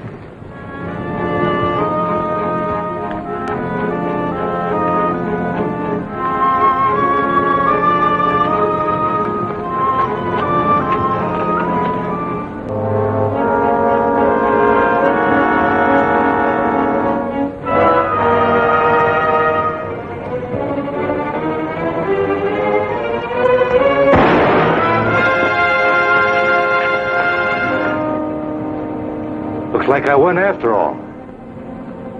Webster, you can't get both of us. Bonner's right. One of us is going to take you.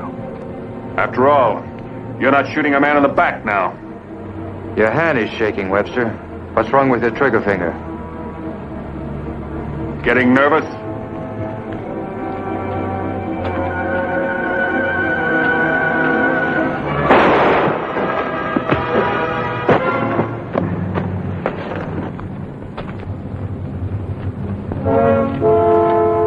Let's not go through this whole thing again. You got a pair of fists, use them. All right, Bonner. I'll do it your way. What are you doing? I paid $80 for this suit. And I don't intend to soil it on a crooked sheriff.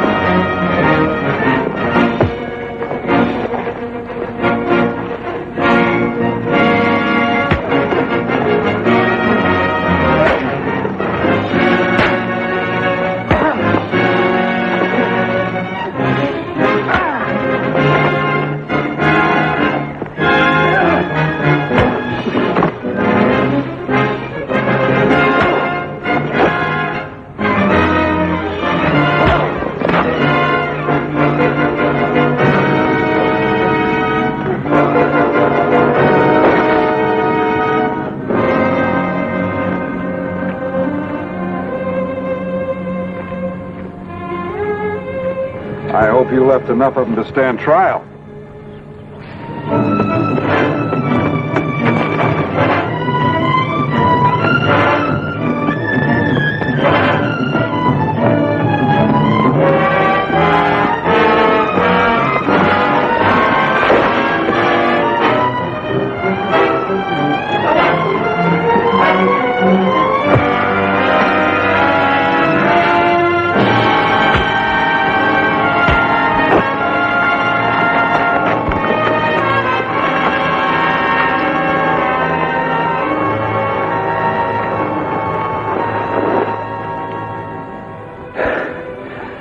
I think he'll live. It's a pretty good job. It's better than using a gun, isn't it?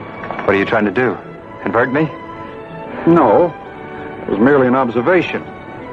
You've got a point. Besides, it's more fun.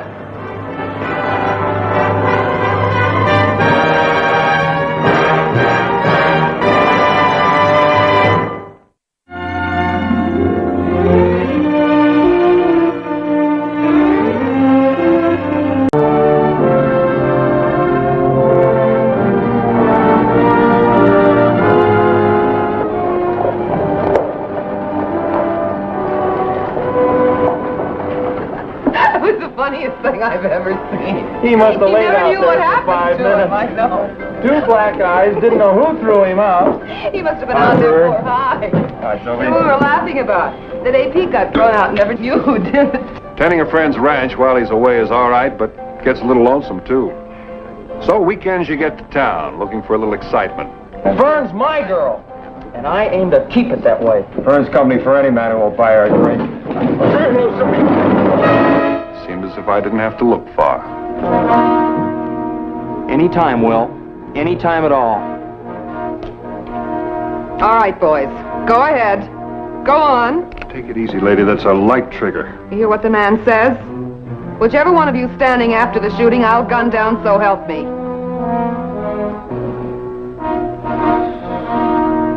Well, go on. Forget it, Will. Let's get out of here. She isn't worth fighting over. Thanks. Sorry I had to do it that way. I didn't intend to. It's all right. I thought you handled it real good. Uh-oh. Here comes real trouble. You mixed up in this? Not exactly. Leave him alone, Sheriff. He was just looking on. This just about does it, Fern. You gonna run me out? I'm telling you to leave town by the next stage. Now, wait a minute, Sheriff. This lady hasn't done anything wrong. Nothing wrong. 3 men have been gunned down on account of her, 1 each in the last 3 towns she's been in, and it's not going to happen here. Well, I thought she brought those fellows up real smart. Forget it, friend. You keep out of this. Now, she prevented something happening that could have been serious. Well, next time, maybe she won't. Remember, Fern, the next stage. Now, there are laws in this state. You just can't tell a person to get. You're mixing into something don't concern you, mister. Sure it concerns me. Next thing you know, you'll be telling me to get. And just who might you be? My name's Bonner. Well, maybe it wouldn't be such a bad idea you did leave town. Sheriff, this is Vint Bonner. Well, no sense the 2 of us fighting over like that. I didn't like the sound of that word. Now, you got no legal right to tell this lady to get out of town. Well, maybe you figured it'd take a court to do that, Mr. Bonner? That's the only thing that can do it. Morning, Sheriff.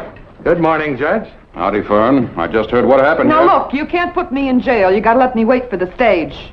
If I leave, I go like a lady. A lady? Well, that'd take some doing.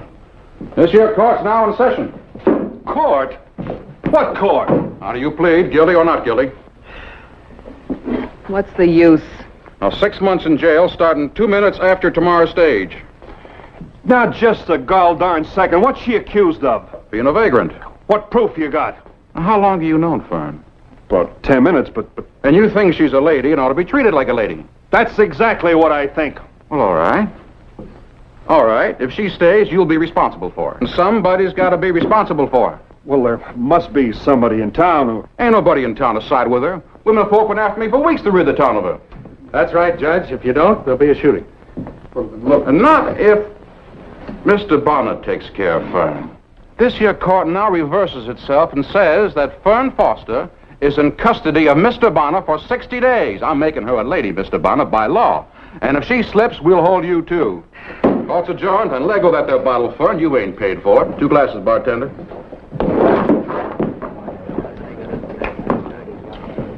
You're a real gent, Mr. Bonner. But you talk too much. Yeah.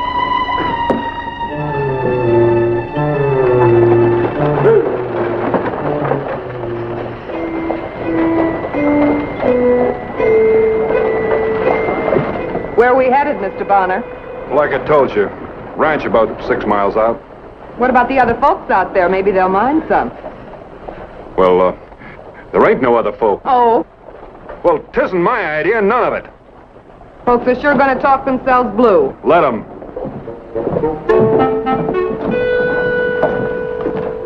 I gotta pick up some grub over at the grocery store. I'll need some extra for you, I suppose.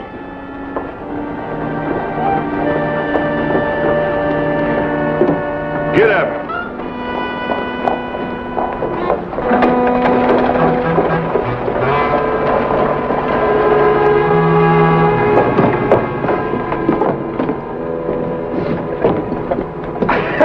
Well, now, ain't that something?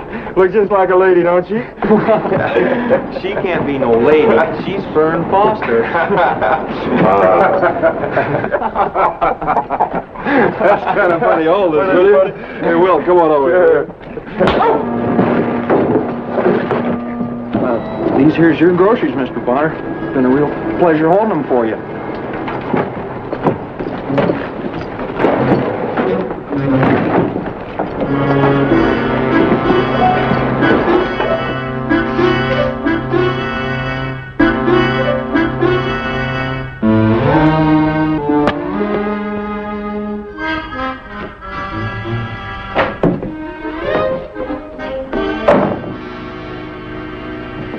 Haven't you started supper yet?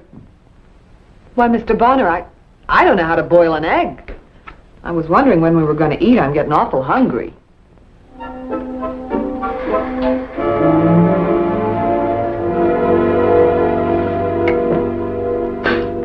No, I can't remember when I had a real home-cooked meal in an honest-to-gosh kitchen. It's been so long, I got no memory of it. Been traveling around a long time, huh? Do I look that old? Oh, I didn't mean that. Yeah. Quite a spell. You always worked in saloons? No. Is it true that men have been killed fighting over you? Well, certainly. No, not exactly. Just seems wherever I go, trouble gets. Especially where men are concerned. Well, I suppose some men got nothing better to do with their time. Now, look, Mr. Bonner, I've bounced a whiskey bottle off him. No offense, Fern. No offense. All right. Yeah, you can do up the dishes. Me? Well, I don't see anybody else around here. I don't know how. Oh? Come over here. Come on. Now, this is a dishpan. You put hot water in the dishpan and you add soap. Then you rub the dishes in it and then you rinse them. I want them done in 30 minutes. Or what? There are a lot of mice in that jail in town. Some rats, too. And the food is just terrible. Oh. That's the way it's going to be, huh? Mm-hmm. That's the way it's going to be. Madame?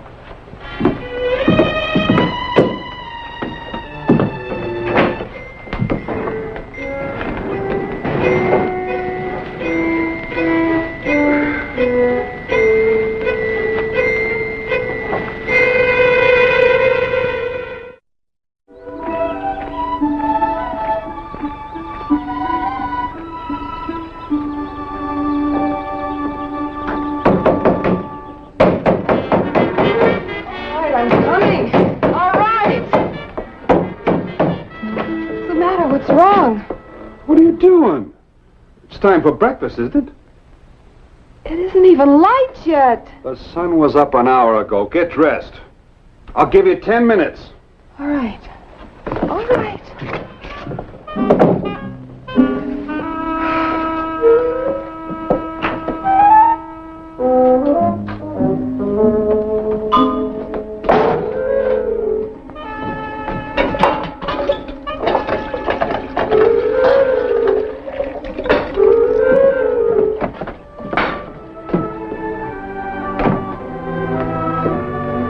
Good morning. She dressed like that, I'd hardly know you. I declare, Mr. Bonner, the way you're looking at me now, I can almost feel myself blushing. I don't recall when that happened before. Well, turn around. With your hair fixed that way and your face all washed, you look different. I do? How? I don't know. Like a girl that was meant for one man, maybe. Pretty enough to be kissed. Maybe I could make the coffee. You know, anybody can make coffee. Yeah, anybody can make coffee.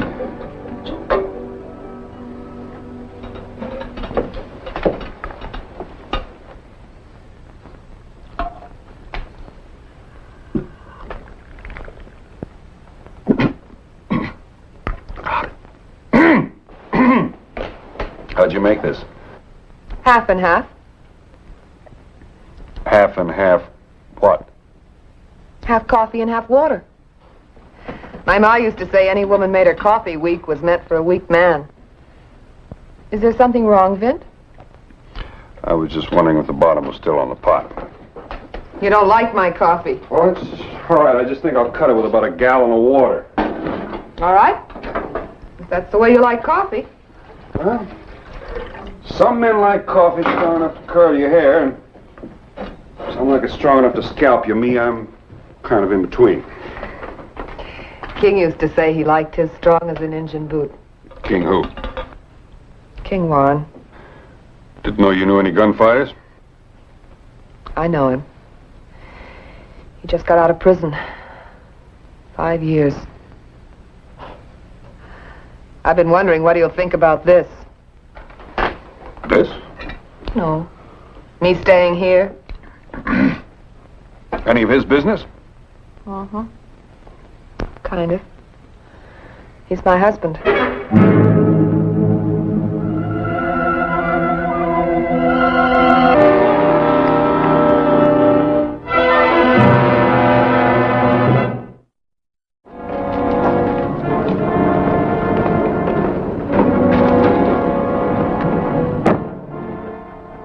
I reckon folks do figure it's a pretty funny setup. Yeah, it's funny. But Fern's a lot nicer girl than most of the women in this town that are talking about her. All right. But there's one thing you ought to know. She's been working with an outlaw named King Warren. I've heard of him. How's she been working with him? She drifts from town to town, finds out when it'd be a good time to hit the bank. King moves in. I see. Well, as sure as I stand here, all that girl wants a chance is to live respectable, and I'm going to see that she gets it. Any way you want it, as long as you've been warned. All right, I've been warned. Bonner, King's been seen heading this way, riding a paint horse. Keep your eye out for him. I'll do that.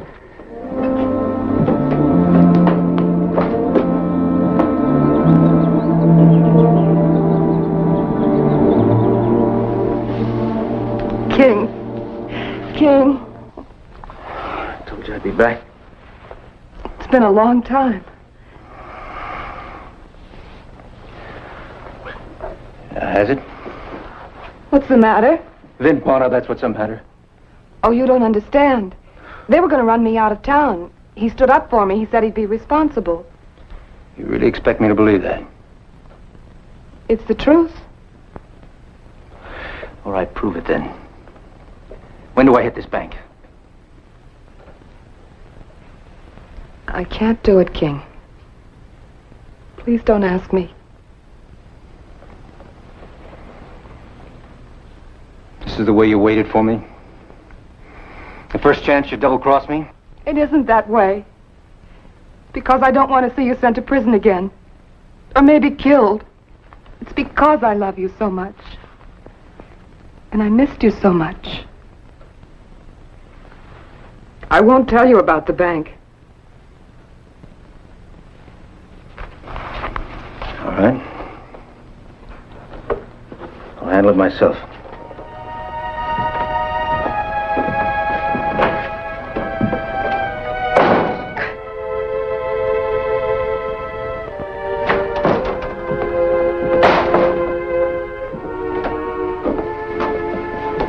Oh, I thought... Never mind. Get dressed. I'm going to take you to town, to the hotel, for dinner. You're asking me to dinner? That's what I said.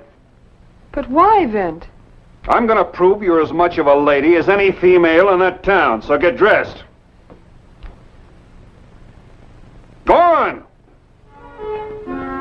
All right.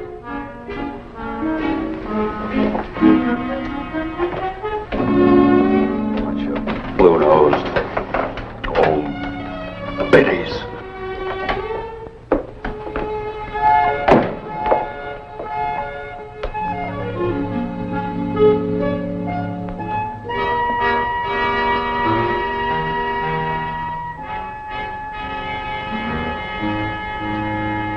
You don't like the way I look. No, you look fine. Let's go. All right.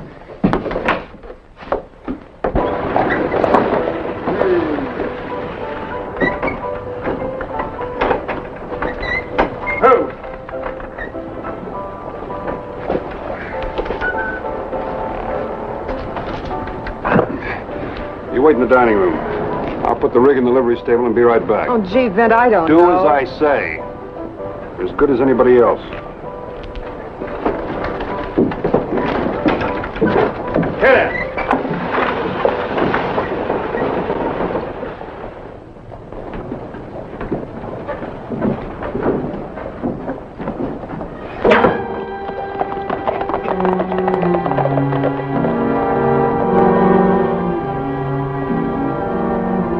That was the funniest thing I've ever seen.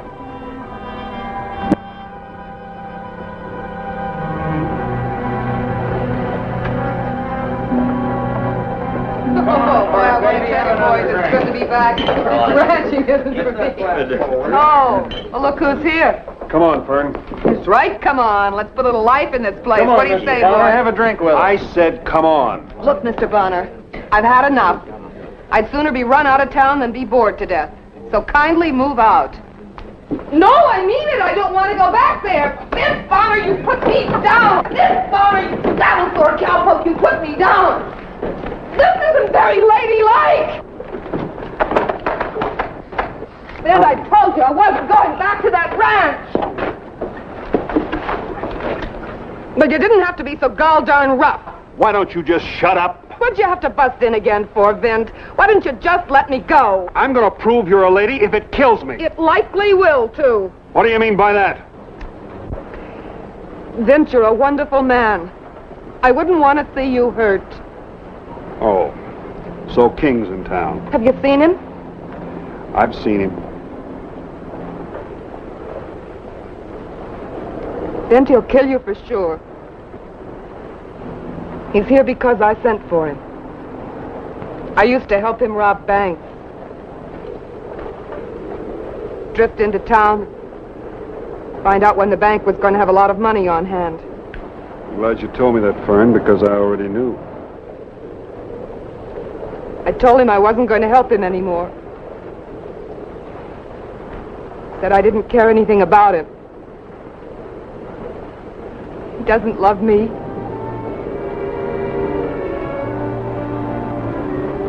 He thinks it's you and me, I guess.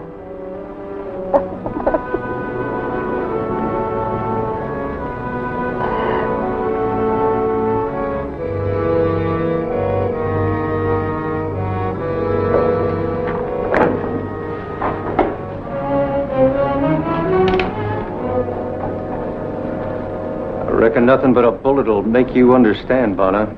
Take it easy, King. Your flowery talks turn her head. Look, you're married to her. You're her husband. Why don't you start acting like one?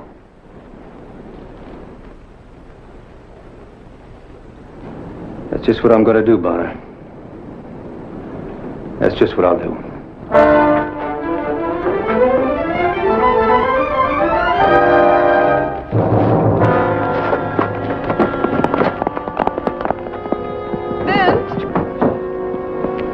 Vint, where is he? Where did he go? I told you he'd try it again. I don't think he wanted to kill me, Fern. I think he loves you too much. One of these days, you two are going to meet head on. I hope not. You'd kill him, wouldn't you? I couldn't just stand there, Fern.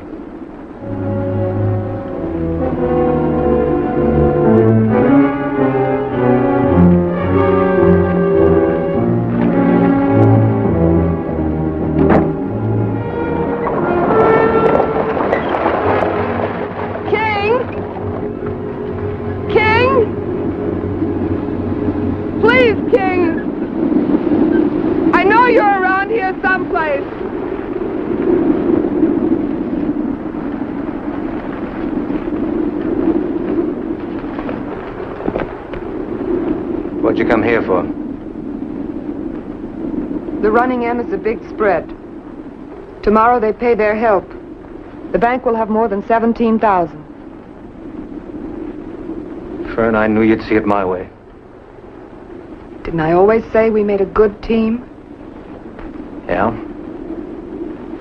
I heard that you were living out at that ranch. I'm glad you were jealous. I should have killed him. You couldn't kill him because you thought I loved him. It's when I knew I had to help you. No matter what.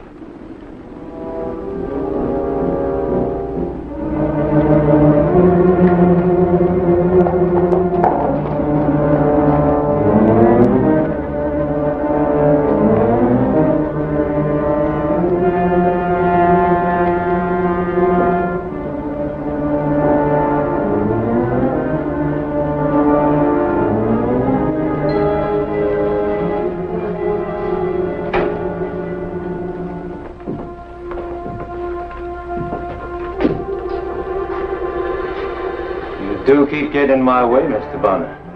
Looks like it.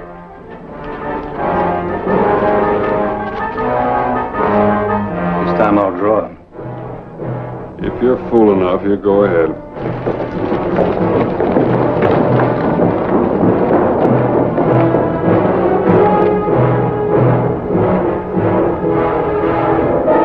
Don't look like there's much else to do, does it?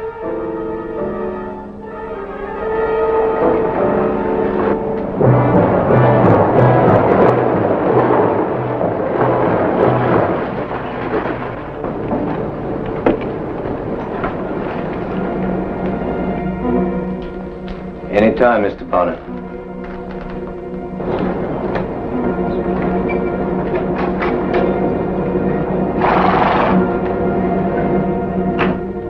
King, don't do it. Please don't.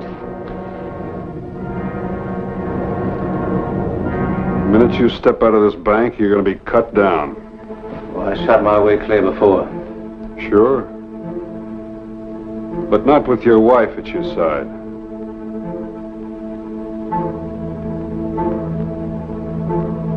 You know, I think she'd rather die at your side than see you ride off alone.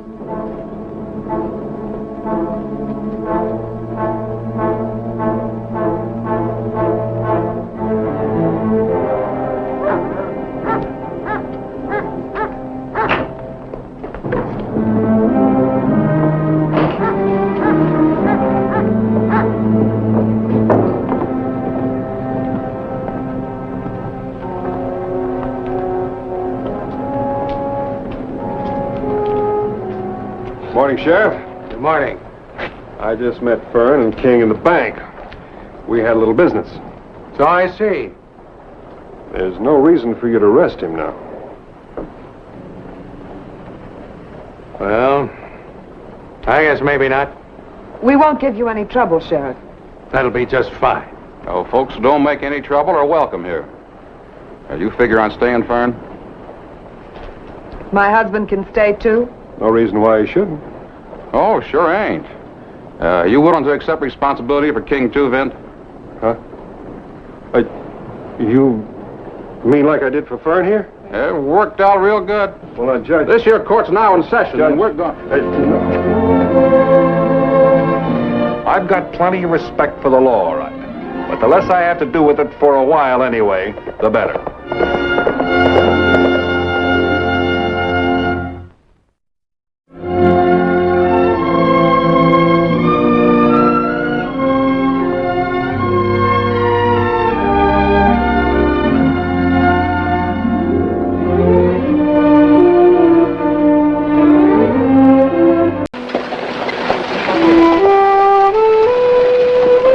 I really wasn't looking for trouble that day I rode into New Canaan. But as usual, trouble was looking for me. Told you I won't have no fighting in my place, and I mean it. Now get going and don't come back till you sober up. What's the matter with you? Well, somebody just hit me in the stomach with a man, and I think it was you. Well, I sure didn't aim to. Come on inside and I'll buy you a beer. Tastes good on a hot day. You bet. This is nice and cold, too. There you are. My name's Bonsell, Jeff Bonsell. I'm the proprietor. My name's Vint Bonner. I'm just passing through. You haven't got many customers. They all ran out the back door when the ruckus started. But they'll be back after they get through blabbing the newest piece of gossip about Jenny May all over this town. Jenny May? I finished the inventory on the whiskey, Mr. Bonsell. All right, Jenny May. See you tomorrow. Are you sure you want to see me tomorrow? Of course I do. 'Twasn't your fault. Now run along. Think no more about it. Thank you, Jeff. That's Jenny May. Jenny May McElroy, the Jezebel of New Canaan. That lady doesn't look like any Jezebel to me. And that ain't what I think about her either, mister. It's what the good people of New Canaan think about her. Want a job? Could use a man like you. $5 a day and found. Come again? You heard me, a job. Working for me. Job? Doing what? God, help me keep the peace in this here establishment. I'm a cowboy, not a bouncer.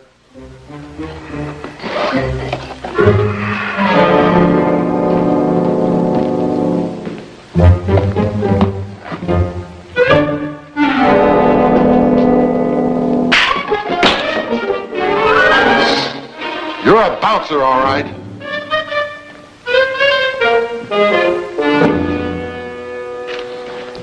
Fill it up for you. I want a cowhand to ride herd on cowhands. The situation around here is getting out of my control. What situation? The situation about Jenny May, like I've been trying to tell you. Look, maybe I ought to go out and come back in again. I don't know what you're talking about. Well, you caught on quick enough that she's a lady, a real lady. And through no fault of hers, she's become what you might call a bone of contention around here. Most of the nice people are against her. That is, except Miss Purcell, the new schoolmarm. What's the contention about? I eat my meals over at her house mostly. Why don't you come along later tonight for supper? That's the best way to get a real good notion of what's going on around here. Well, I'm hungry and I could use a meal, but... All right, I'll go with you. But that doesn't mean I'm taking the job.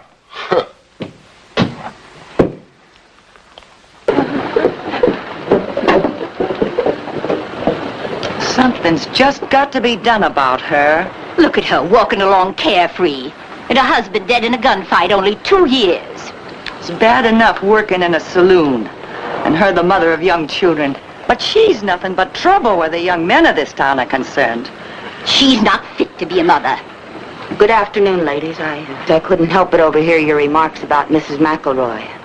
And since her children are my concern, too, and are clean, well-kept, and among the politest children I have in my classes, obviously she is a very good mother. And do you also teach lessons in eavesdropping at your school, Miss Purcell?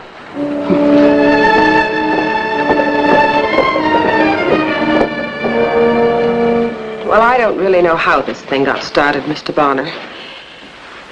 Since you're a friend of Jeff's, I'll be frank with you. After Jim was killed, I didn't really know what to do. There were a lot of men in town that seemed to want to help me. But none of them wanted to give me a job. Except Jeff. Blue-nosed hypocrites, all of them. Well, Jeff gave me a job keeping books and looking after things. And that way I was able to care for and feed my children. From what I've heard, you've done a darn good job of it, too. And I just darn well couldn't get along without her.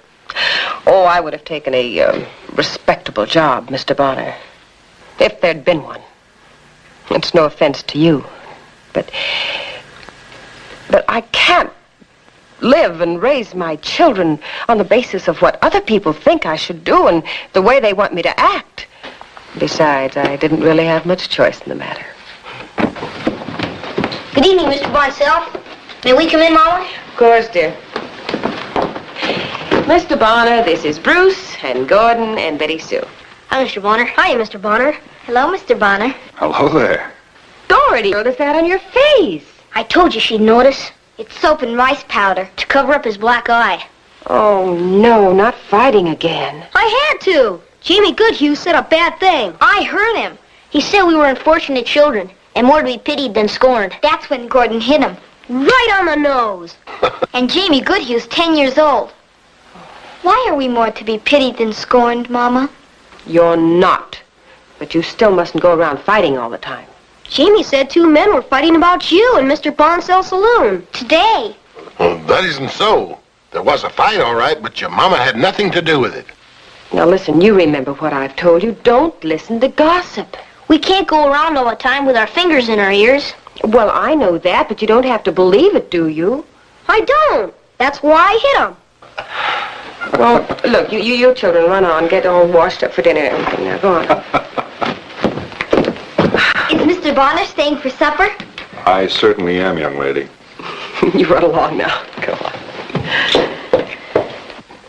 I can rightly say I never figured on taking a job as a bouncer. But it's 10 days till I report to Trails End for roundup, so I'll take the job. As a matter of fact, the idea kind of intrigues me. Good. Miss Purcell. You don't have to look so scared, ma'am. This here saloon can't bite you.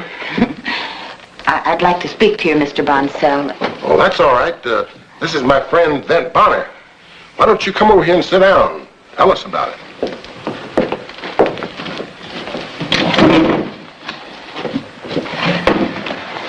Something's happened, Mr. Bonsell, and, well, I don't know to whom to turn except you. Amy Goodhue has gotten the members of the school board to sign a complaint against Mrs. McElroy. She will introduce that complaint at the Guildhall meeting. What kind of a complaint? They will claim that she is an unfit mother and will try to make her children wards of the community. Well, won't the sheriff have something to say about that? There ain't no sheriff. He quit 2 months ago. The city council ain't appointed a new one yet. Well, what's she got against Jenny May?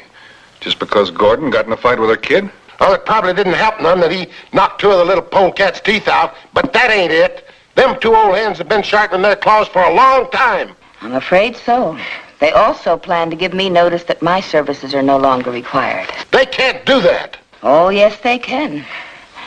But I mind it a whole lot more that they're trying to take that nice young woman's children away from her. Well, that's all my fault. How? Well, you see, I got a stake in this town. I once got to be president of the school board. That's when I sent for Miss Purcell here to be our new school teacher. Of course, that let out Amy Goodhue's sister, Minnie. She was the old school marm. Oh, I see. Oh, no, you don't. Minnie ain't no teacher. She's a fat old parrot. She had them kids all in one room learning everything by heart. No matter how young or how old or how smart or how ignorant, they all had to recite the same things. Now, I ain't got much education, but I ain't stupid. And I can tell you that ain't teaching anything. Miss Purcell, if you have to leave, how much notice do they have to give you? Well, it was agreed that I was to have 2 weeks' notice when I took the position. Suppose you let Jeff and I just chew this over for a while, Well, thank you. I certainly hope something can be done, regardless of me. It would be a terrible miscarriage of justice if Mrs. McElroy's children were deprived of their mother. And the other way around, too. Bartender! Bartender! Bartender! Get back to my classes. Hey, Those drunks are at it again. Whiskey! Bartender! Look, you sit down. Let me start earning my keep. It's all alike. Whiskey! Bartender! Bartender! Hello, boys. You gotta stop drinking like this. You'll both be out by noon. You have the same uncouth manner of my erstwhile enemy Clayton here. You will kindly serve us some whiskey, so I may continue my argument with this here Yankee, and endeavor to prove to him that there never was an organer who was fit to lick the mud off of General Lee's boots. That's enough. That's enough. Come here. Now, look, boys. I was hired to keep the peace in the saloon, and I intend to do so. Besides, the war is over. Were you in it, sir? I was. Which side? It doesn't make any difference which side. Besides, we're all on the same side now. Not me. I think you'd best stand aside, sir. This here's a private discussion.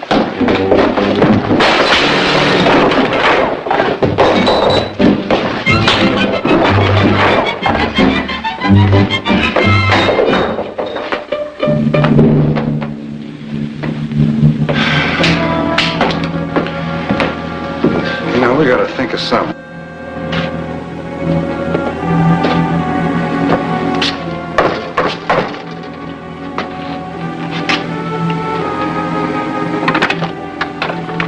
Miss Jenny May, for you. I can't accept those, Mr. Clayton. Merely a token of my admiration for you, Miss Jenny May. Surely you must know how I feel about you. I don't know any such thing, Mr. Clayton.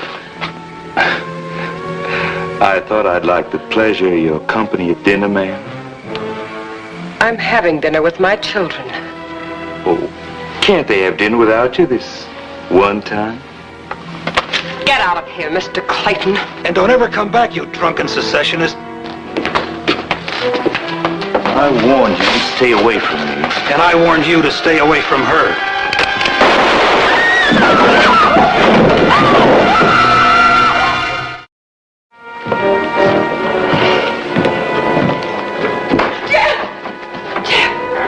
Jeff, I've got to talk to you. All right, over this way, Jenny May. Ben, What's the trouble? Gray and Clayton. They had a gunfight on my front porch. They're both hurt. Did anybody see him? Oh, I don't know. I hope not. Well, the first thing we better do is get him off your front porch. But I can't hardly leave here right now. I'll go. Maybe you better stay here for the time being. Well, the children are in the house. I have to go back.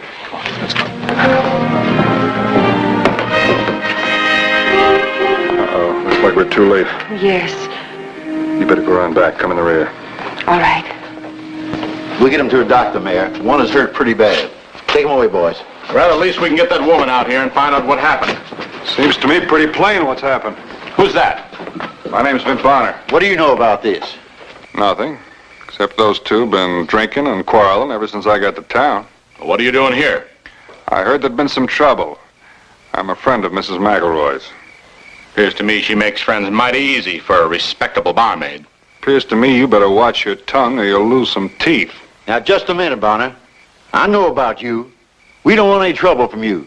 Understand? Then don't give me any. Oh, I'm so glad you're here, Mr. Maybank. Well, young woman, can you tell us what happened? Well, I don't really know what happened. They come a-calling on you, didn't they? Brought flowers, didn't they? She doesn't have to answer any questions from you or anybody else. Oh, no? Well, there's a law in this land, mister. She'll find out whether or not she has to answer questions. And as for you, Mr. Vint Bonner, you can get out of town and stay out. I'll get out of town when I'm good and ready.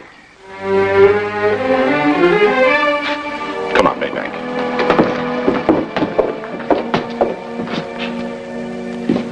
Don't you fellers ever go to bed? How'd it go? Worse than I thought. The town council's indicting her. That's ridiculous. Indicting her for what? They say she ain't fit to be a mother. She's taking care of her children. Good care. I'll get the best lawyer in the whole country, by gunnies. When's the trial set? This afternoon. What are you talking about? You can't get a lawyer by this afternoon. Where's the nearest one? Abilene, over 100 miles. The only lawyer in this town's Mayor Pritchard, and he's doing the prosecuting. There's only one thing to do. That's ask for a postponement. How do you do that?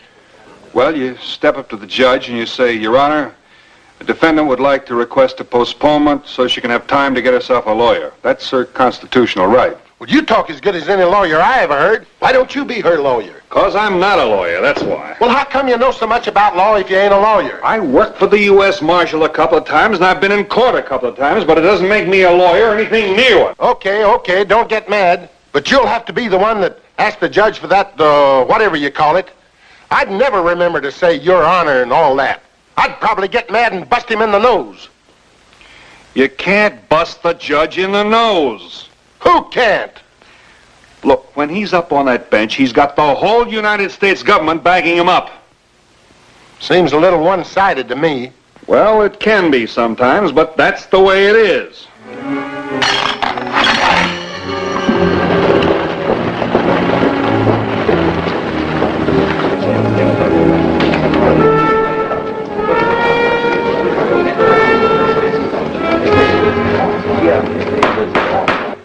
This court is now in session. Jenny Mae McElroy, will you stand before the court? You are charged with failing to provide a proper home for your 3 children. How do you plead? Not guilty. Are you represented by an attorney? I am not. May it please the court. Yes, who are you? My name's Vint Bonner, sir. The defendant would like to get a postponement so that she can have time to get a lawyer. I object, Your Honor. On what grounds? On the grounds that the evidence against this woman is complete and incontrovertible. You're out of order at this time. Your grounds are inadequate, Mr. Pritchard. How much time does the defendant require? Well, I guess 2 weeks, sir. I think that's reasonable. Your Honor, if she does not wish a postponement, I will speak in her defense. She has done nothing wrong. She has nothing to fear. But Miss Purcell, she's got to have a lawyer. Who are you? You know who I am, Judge. You've been in my place. What is your interest in this case? Well, I gave the lady a job in my saloon after her husband got killed. And your interest, ma'am? I wish to defend this young woman if she will permit it. You have a license to practice in this state? No, Your Honor. I took my master's degree in law in Connecticut. Are you sure you know what you're doing, Miss Purcell? This is serious, you know that. She is entitled to have someone speak for her now. And if she will let me, I am going to do it. Your Honor, even though I am not licensed in this state, perhaps I can act as amicus curiae.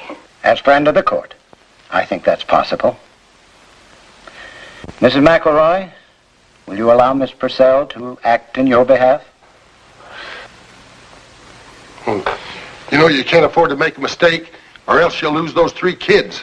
Let her alone. I think she can do it. Mrs. McElroy, please let me try.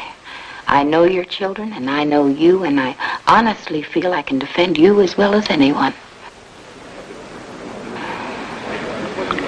You go ahead, Miss Purcell. I believe you. The defendant will permit me to act in her behalf as friend of the court. Is this your wish, Mrs. McElroy? Yes, sir. All right, Mr. Pritchard. What evidence do you have in substantiation of the charges against the defendant? Plenty, Your Honor. Plenty. We shall prove conclusively that this woman is unfit to live in a law-abiding, God-fearing community, and that she is unfit as a mother to care properly for her children. And we petition this court to place those 3 fatherless children in an institution where they can properly... I object. On what grounds? I object to counsel stating that Mrs. McElroy is unfit this and unfit that, to generalization without proof. I'm in the process of proving my contention, if it please the court. Sit down, Miss Purcell. I call Mrs. Amy Goodhue to the stand.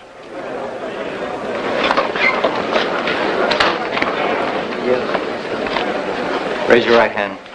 You swear to tell the truth, whole truth, nothing but the true self you got. I do. And not only does she work in a saloon, But the saloon keeper eats his meals at her house, including breakfasts. Well, she's a better cook than you are, you old dried-up bed slat.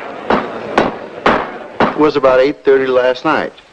I went over to her house with Mayor Pritchard and Joe Sawyer and Sam Watkins. And what did you find on the front porch of Mrs. McElroy's house, Councilman Maybank? Adam Gray and Randy Clayton, both wounded from gunfire.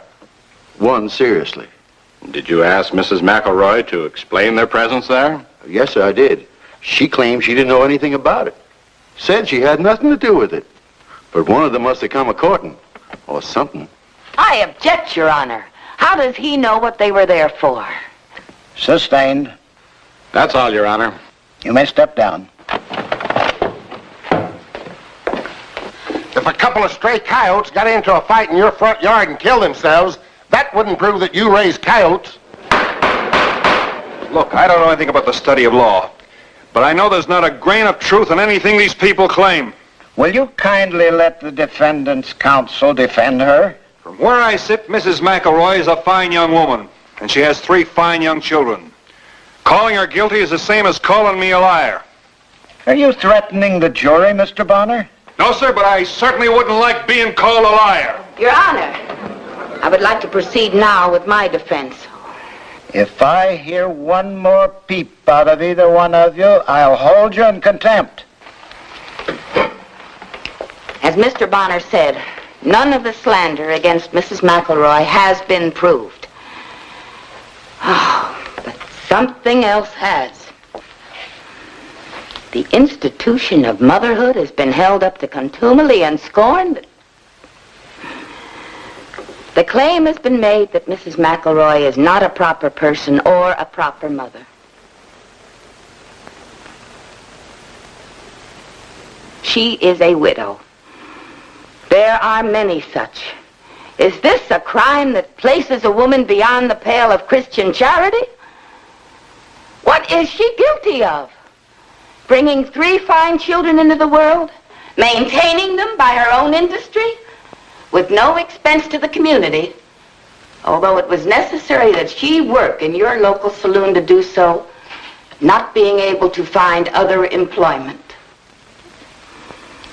How could it be believed that heaven would be angry at her for having children, when to the little done by her toward it, God has been pleased to add his divine skill and admirable workmanship in the intricate formation of their bodies? And crowned it all by furnishing them with rational minds and immortal souls.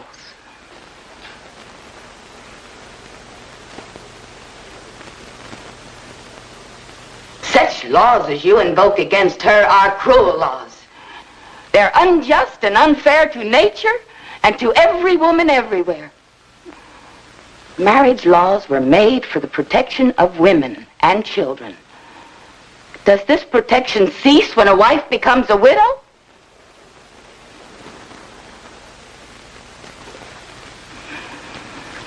Women bring life into the world. That is our destiny, the creation of life. And I pray heaven that someday women will have a voice in the conduct of the state as well as in the home.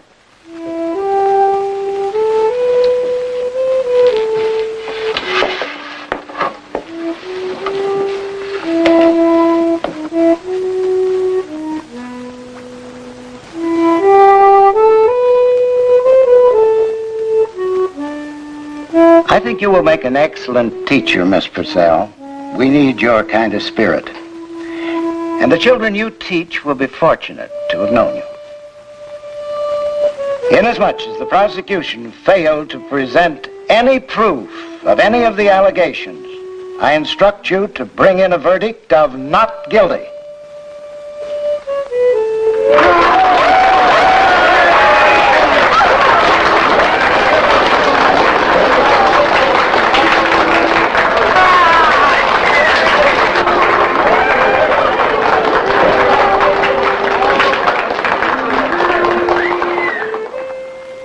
Knowing right from wrong That's not too difficult. But taking a stand for the right, well, sometimes that takes some doing.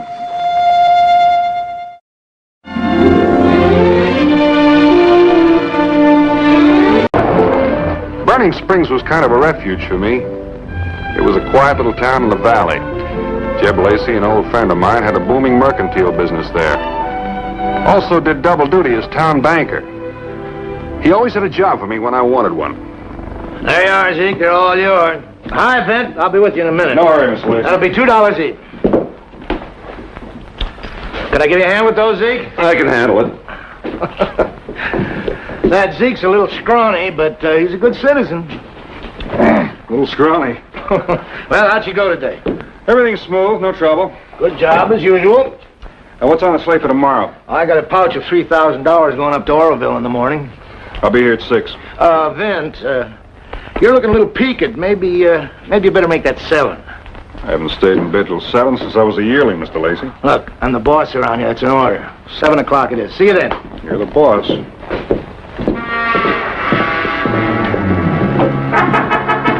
Fine if you give me half the chance. Now, do be careful, old boy. It's genuine Morocco, you know. Look, mister, I got a schedule to make, so don't give me any fancy names. Well, it's brown leather with gold finishings. Quite good looking, if I do say so myself. It was a going-away gift from my great-uncle Percy Cadwallader. A favorite valise from a favorite great-uncle. Now, I wouldn't want to lose it. Look over there somewhere, won't you? Is this it? Ah, you found it, old man. Good for you. Great-uncle Percy simply would have been crushed if I'd lost it. Now, do be careful in handing it down. I say, old boy, is my cravat crooked? No, I was just waiting to get by. Oh, I am taking more room than I should. You will forgive me, I'm sure. Sure. I say, you seem a decent enough fellow. Could you direct me to the best hotel in town? This is it. I'm staying here. Yes, I have noticed accommodations here in Western America are a bit skimpy. But be that as it may, one must make do is my motto. Sure. Do you mind if I tag along? No, come along. I say, could I trouble you again? Is there a pub anywhere about? Pub? Oh, a pub, dear boy, is a place to get a nip of brandy and the like. Something to wash this insufferable western dust out of my throat. You mean a saloon? Sure, there's one in the hotel here. Oh, a saloon, is it? Saloon. Well, I expect that will have to do. Would you take that one, please? Thank you.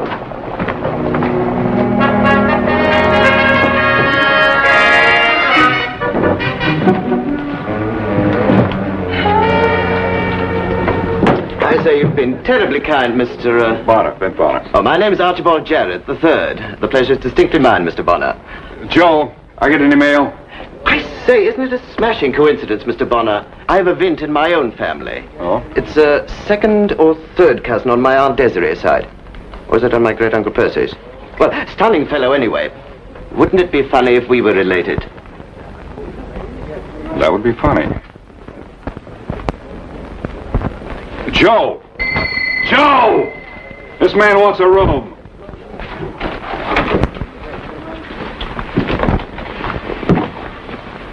Hold on a minute, Mr. Bonner. Why not allow me to buy you a snifter of brandy? It's amazingly good for the complexion, you know. I could use a drink. That's right. After all, where else do we have to go? I'll cheer up this grouchy old man, and then I'll meet you in the bar. Why don't you run on ahead?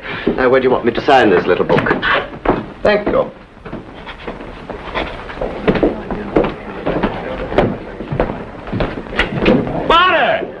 Bonner, you old hound dog, you. Come on over here. Have a drink with me. Hey, bartender, bring over another glass, will you? What, this is the first time I've seen you since Arizona. Yeah, well, I'm just passing through now. Got to pull out in a short while again. Say, you know, the last time I saw you was that time you had me locked up in the ice house in Phoenix. You know, I almost froze my legs off. Well, look, Mort, if you wouldn't play jokes on your friends, they wouldn't have to play them back on you. You know why I left you in the ice house? You took half the powder out of my cartridges the afternoon of the turkey shoot. And those boys that bet the $500 on me to win were pretty mad. Well, I guess those days are gone forever, huh, Ben? It was a mite dangerous, but it sure was fun. Sure is good to see you again. You gonna leave right away? Yeah, I'm pulling out in about 10 minutes. Oh. Well, Alvin, I'll be seeing you again in about 2 years, huh? Don't you take any wooden dollars. I'll take care. Vint, you'll pay for the drinks, huh? Same old Mort.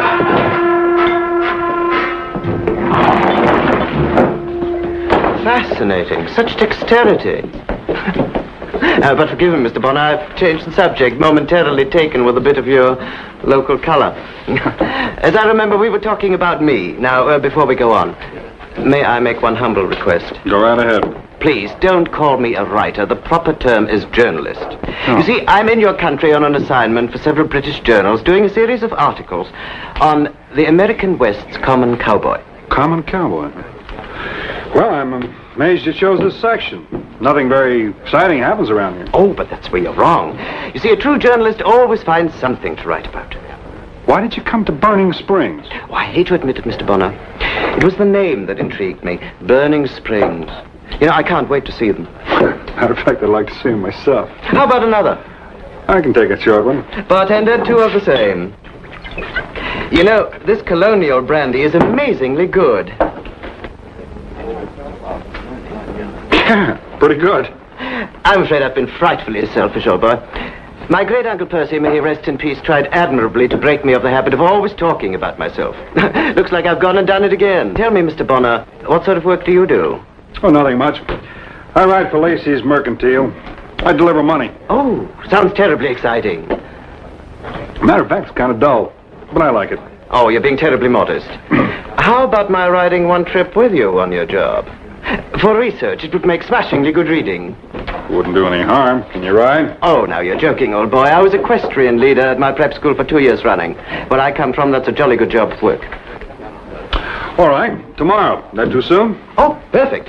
Shall we drink to our adventure together? To the morrow. So the dude's a writer. That's right, old man, but what... Well, then how come I never heard of you? I do say, old boy, are you sure you know how to read? All right, cowboy, on your way. You just stay out of this, common cowboy. It's all right, Mr. Bonner. Let the gentleman proceed. He seems to want some sort of satisfaction. Mr. Jarrett, suppose we have something to eat. I never did like dudes in general, and you in particular. Now, that is a shame.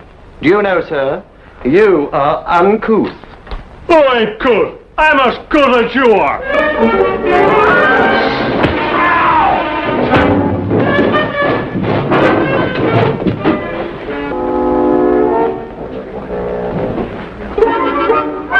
Thank you very much, Mr. Bonner, but it really wasn't necessary for you to intercede. You see, one must always have the means to defend oneself if the occasion should arise. Now, shall we have a bite of supper? Exercise always did give me an appetite. I see. Well, sit down right over here. Thank you. You know, for a stranger in our country, you take care of yourself pretty well. Oh, think nothing of it, old boy. Think nothing of it at all.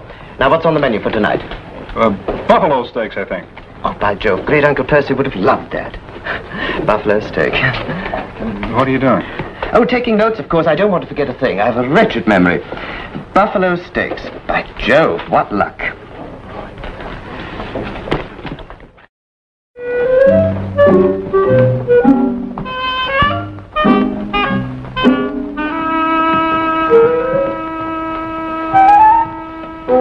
Good morning, Mr. Bonner. Looking for me, I trust? In fact, I was.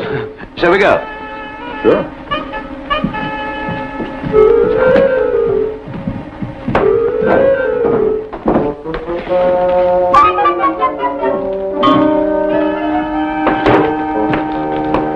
Morning, Mr. Lacey. Oh, hi, Vint. You all ready to go? Already, this is Mr. Jarrett. He's a friend of mine. Oh, what's your pleasure, Mr. Jared?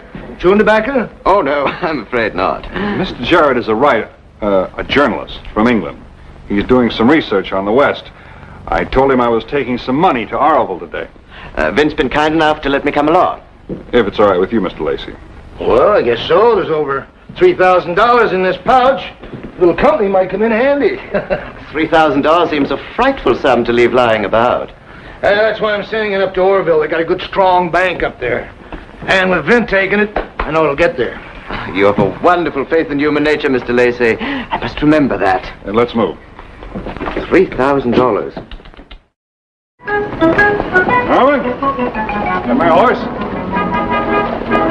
Here he is, Mr. Bonner. He's all ready for you. Good. Bring that horse for Mr. Jarrett out, too. We got one that's rested up real good, sir. I say, that's a cumbersome-looking contraption. You don't suppose they'd have an English saddle anywhere about? Oh, I haven't heard of an English saddle in this territory. Here he is right here, sir. No, I suppose they don't have one.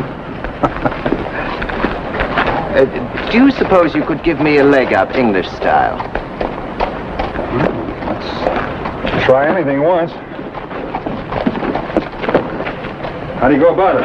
Just take my ankle. Oh? Thank you. I say, what a frightful waste of leather. Yeah, I suppose so.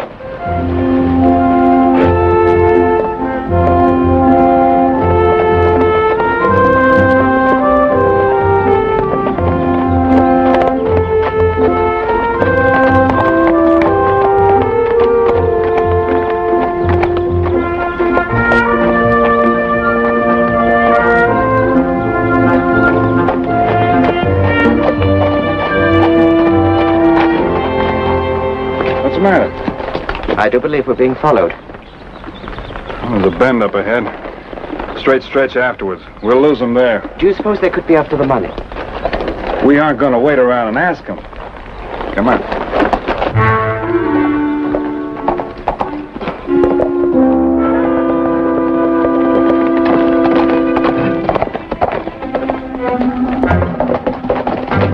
Hold it!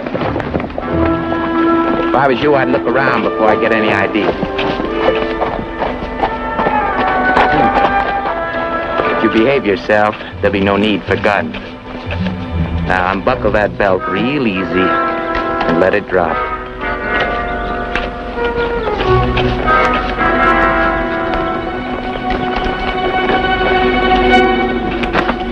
Get down. Not you, Fancy. You'll be going with us. I don't understand. You will. All right, off with your pants and shirt. What is this? Please don't argue, friend.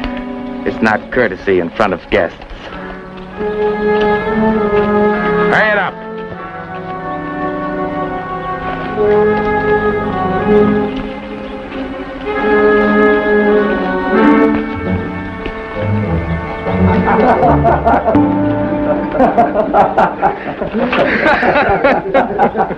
Man just don't look right without his hat.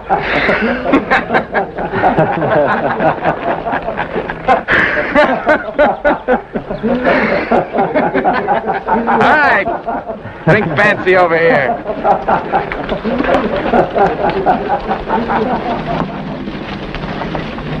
Have a nice stroll, mister.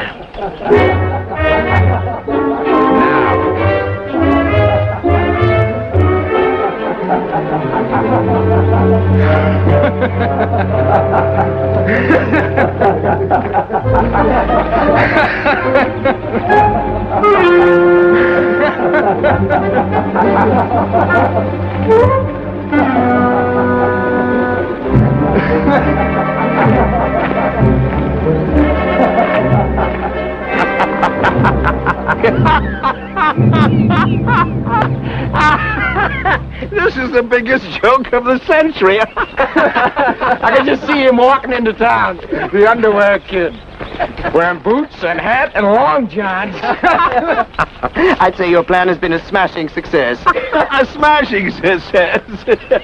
You were perfect, Jared. What would your Uncle Percy say if he saw you now, huh? Please, Mr. Askins, my great Uncle Percy is no laughing matter. Nevertheless, I dare say he would be quite proud.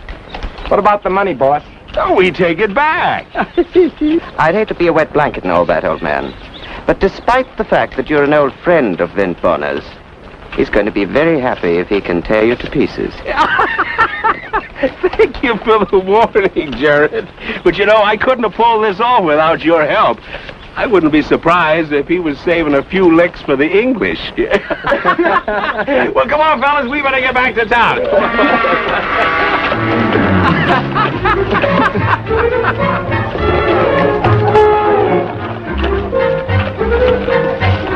I would wouldn't be surprised either.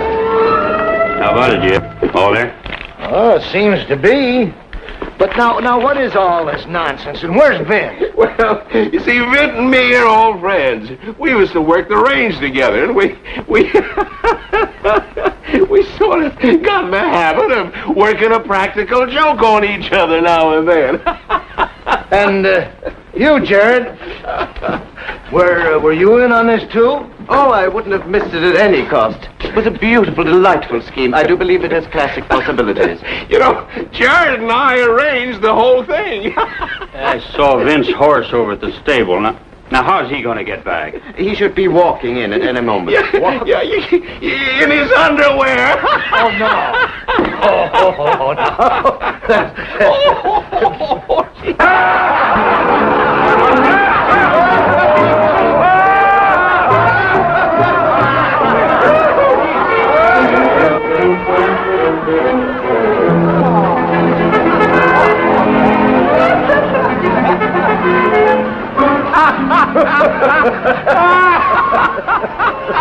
Mr. Lacey, I was robbed. Mr. Haskins here brought the money in, Vince. 4 men. They had 2 shotguns and 2... Mr. Who? Mort Haskins here. He says he's no friend of yours. He planned the whole thing. Now, don't be a bad sport, Ben. I can remember the time you had me locked up in that slaughterhouse in Kansas City overnight. Those hogs got a little potent before the night was over. Who are you, mister? Oh, it's me, Mort. You gotta remember. What's the matter with you, Vint? Can't you take a joke anymore? You gotta admit it was a pretty good one. Come on inside and get your clothes. I don't know you from Adam. All I know is if you brought that money in, you had something to do with a robbery. That's up to the sheriff here. Who's that English dude, anyway? The money. I left the money right here. Are you sure? This, gentlemen, is what I believe you call a holdup. Will you join your friends, Mr. Bonner? I hope you're not as foolish a man as you look right now. Don't worry, Mr. Lacey. I shall take very good care of your money. Now, gentlemen, I would hate to be the cause of any violence. Would you kindly remove your guns and place them somewhere out of reach? The joke's over, Jared. We've had our laugh. The guns!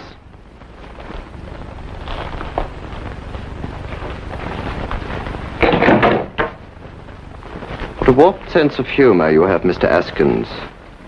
Haven't you noticed? The joke's just begun. And I really am a very excellent shot, even with this cumbersome weapon. I hope you don't make me prove it. Oh, just a minute.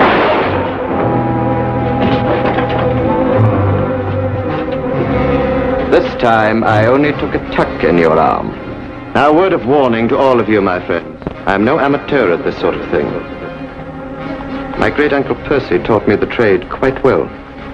But I have made some unfortunate mistakes, which puts me in a rather difficult position.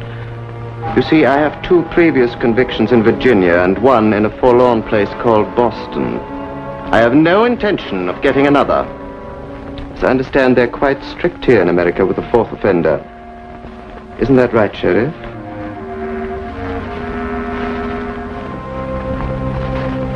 Now, don't be such a bore, Sheriff. It isn't as if I were taking any of your money. You have no reason to be sullen. Believe me, Vint, I didn't know what he was. You sure pick up with the darndest friends.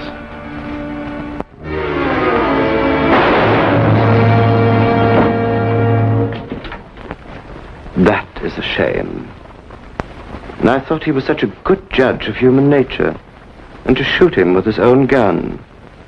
I must enlist your aid once more, Mr. Bonner. I'm sure you won't mind this last time. What about Lacey? An admirable thought.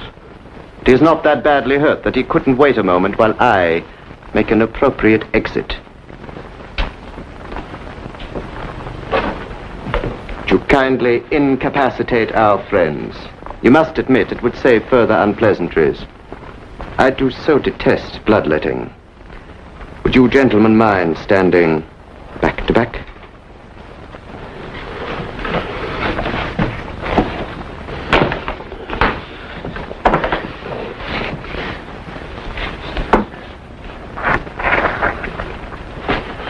Mr. Bonner, must I remind you that I shall inspect your handiwork? Surely an accomplished cowboy like you can do better than that.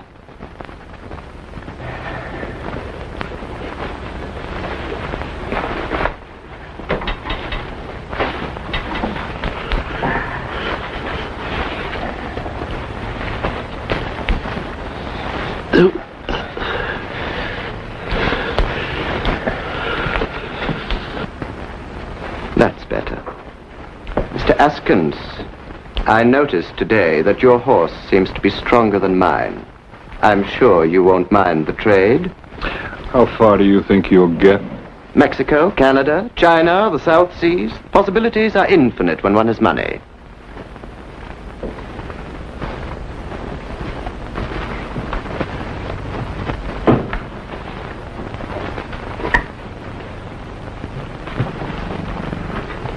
After you, Mr. Bonner.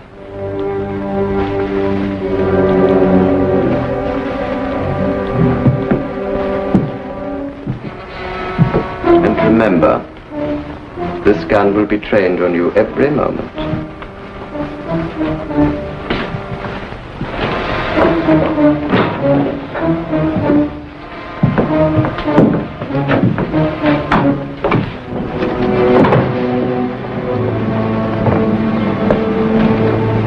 One more favor, Mr. Bonner, and I'll trouble you no longer. You'll give me a leg up as you did before. And, Mr. Bonner, I trust you will be discreet and attempt no heroics. I would so dislike putting an unsightly hole through your head. Now make it snappy, old boy. My time for goodbyes has just been slashed to the bone. The reins, please.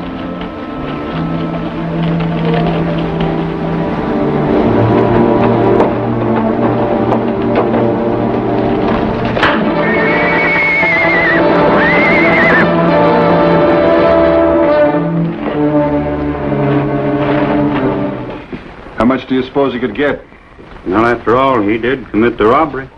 And he instigated the whole thing, too. Well, now, wait a minute, Vin. Let me see. Attempted robbery. That's 5 years. Oh, 5. Possession of stolen goods.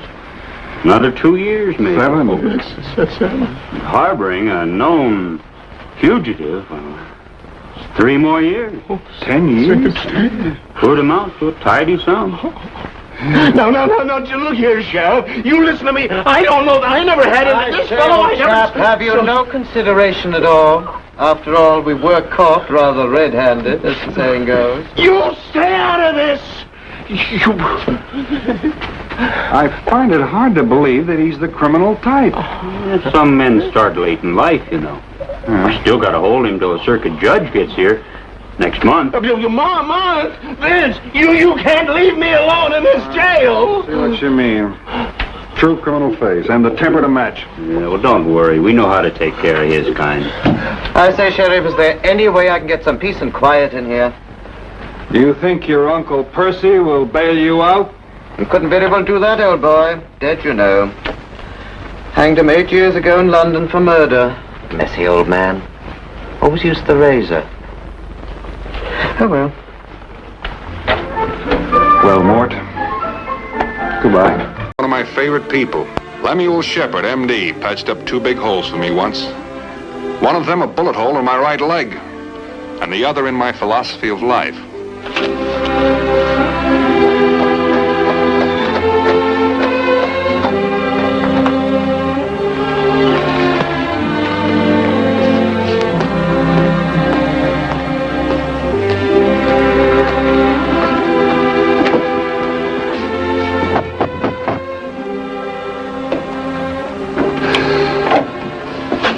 Yes?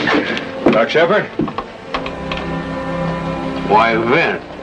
Vince Bonner, you old scallywag. Where'd you come from? Come right in this house. Why, am I glad to see you. Let me look at you. Ah, you look good, boy. You put on some years, 5, 10, how many? Well, I don't know exactly. It doesn't matter. Say, you hungry, huh? Well, I could eat something. That's a foolish question to ask. Now sit down, I'll fix you something to eat. What's it Oh, about? wait a minute. How's the leg? Oh, it's been all right, hasn't it? Come on, get the boot off. Let me see it. All right, Doc, but I tell you, it's perfectly all right. I didn't do you any favor, son. What do you mean? It's a bad scar, clumsy surgery. You shouldn't be able to see that at all. Look, it's all right. It never bothered me at all. As good as new. Well, I see what I've got to eat. I ain't got much. People around here are peaceful and prosperous now. They pay in cash. You know, I miss that beef and pork and the grub I used to get paid with.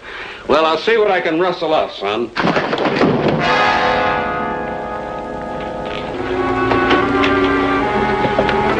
What is it?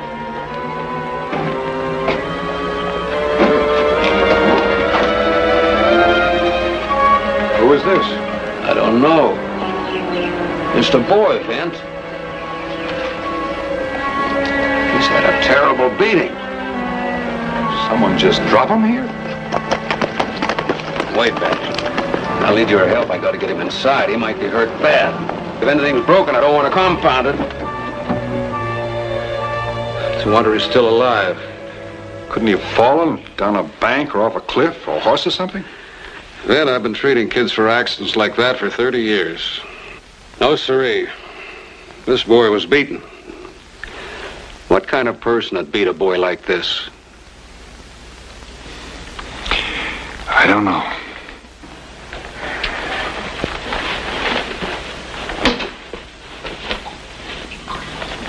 Hey, Doc, I found something. Looks like one of those skip rocks we used when we were kids. Got some names on it. What names? Mark and Luke. Mark and Luke? Where'd you get it? In his pants pocket. I wonder if one of these is his name. M.A. What's that mean? Could be Ma for mother. We better get the sheriff. This boy could be hurt bad internally. Where'd I most likely find him now? Check the saloon. If he isn't there, someone will know where he is.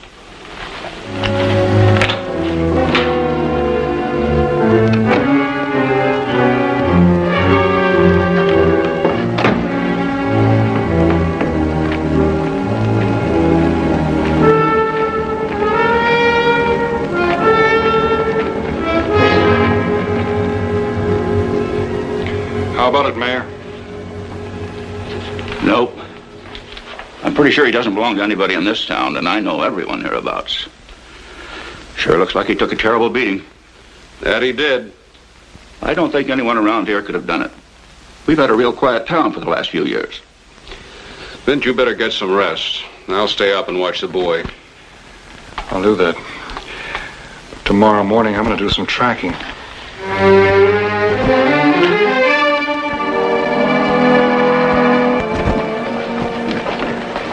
Find out anything?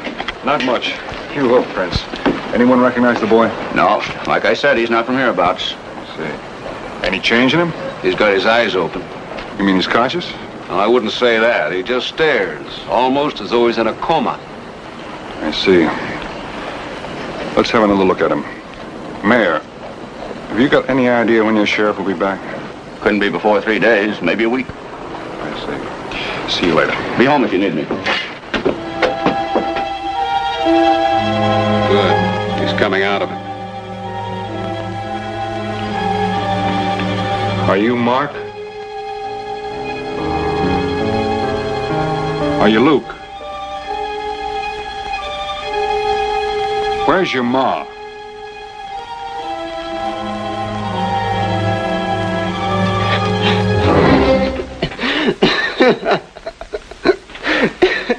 I wished we was all dead. All right. All right now.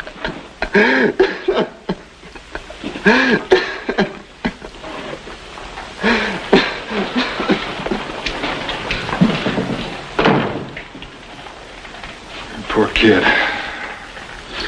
Well, I feel better about him now than I did. Is he going to be all right? I don't know. But I better get somebody to stay with him.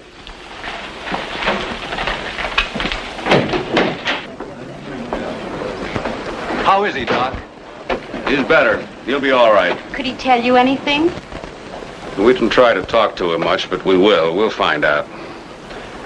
Frank, would you ride over to the widow Crawford's ranch and ask her to come and sit with the boy for a spell? Yeah, and if any of the ranch folks come to town, send them over here. I want them to have a look at this youngster. I'm going downtown to talk to the mayor. Looks to me like this town needs a lawman. If I say my words just right, maybe he'll deputize me. I'd sure like to get my hands on the man that did this. If I don't get a nap, I won't be no hootin' good for anything. I'll see you later.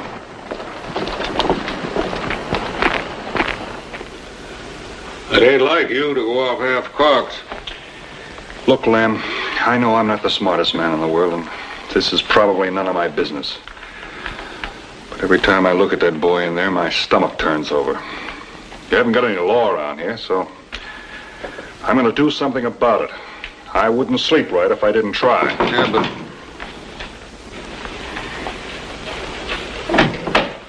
Yes? You Vin Bonner? I'm Vin Bonner.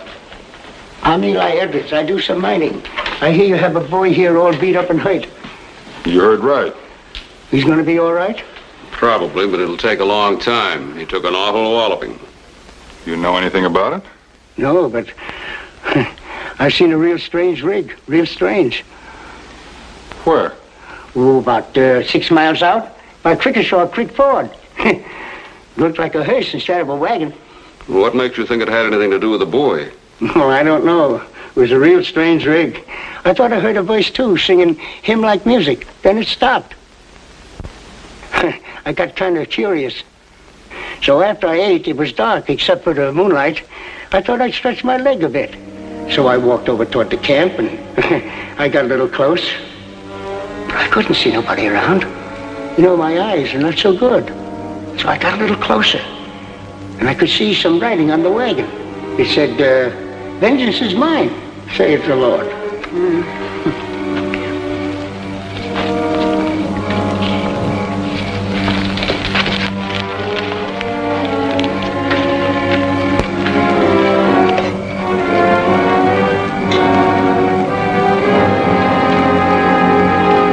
What are you doing here? Oh, I was just looking at your wagon. I was curious to see what you had written on it. You see, my eyes are not so good. You believe what it says? Huh? Yeah, well, I guess so. Of course, that vengeance business can be overdone, you know. You laughing at the word of the Lord? No. Wait a minute.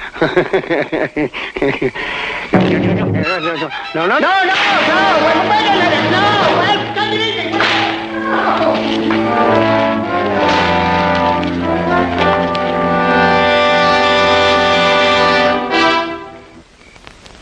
I got back to my camp as fast as I could.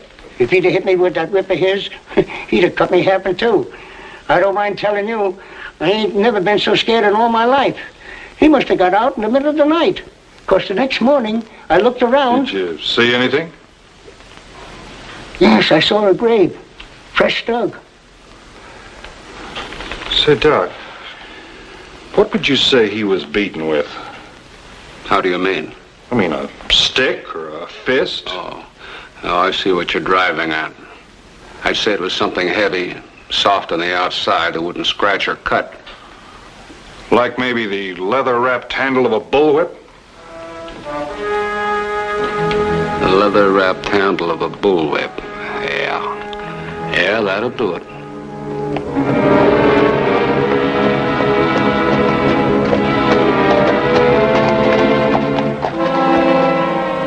Should be around here someplace. The old miner said it was at the foot of some big rocks. Should be those over there, maybe. Hey, look to the left, under the trees. Come on.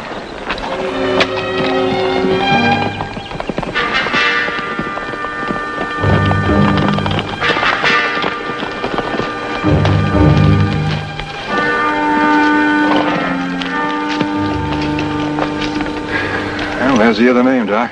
Yeah? Luke. Same as on the rock. What's it mean, Vin? I wish I knew. All I know is it's got some connection. Well, there's only one thing to do. Open up the grave. Can't do that. I'm deputy coroner of this county. I got the authority. All right.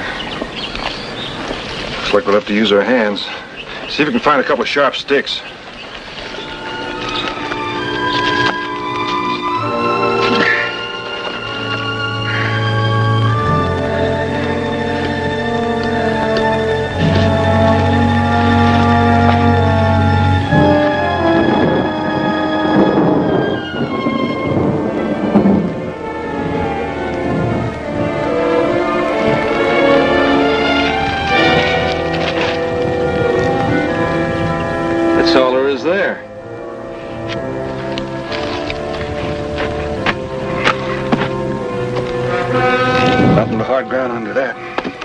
figure it means, Vint? Can't mean but one thing. Someone wants to convince somebody else that Luke, if that's the boy, is dead and buried here.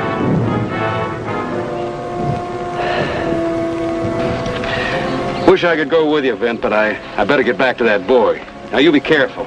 I'll take care. If the sheriff shows up, point him in this direction, will you? I'll leave some sort of sign. I'll do that. Now, goodbye, Vint.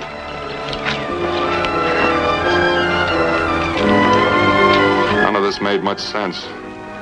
An empty grave, a strange story about a stranger man told by a little old prospector.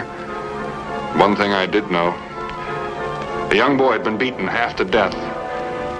I was going to find the man who'd done it.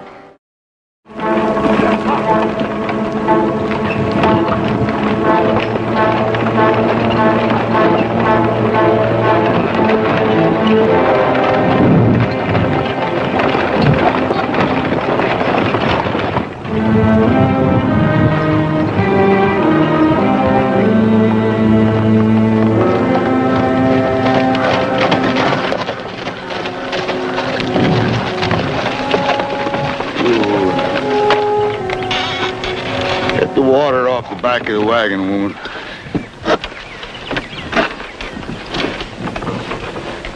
You, boy, tell me again how deep you buried him. About 3 or 4 feet, Pa. Just like I said. Still can't see what took you so long, or why you needed a horse.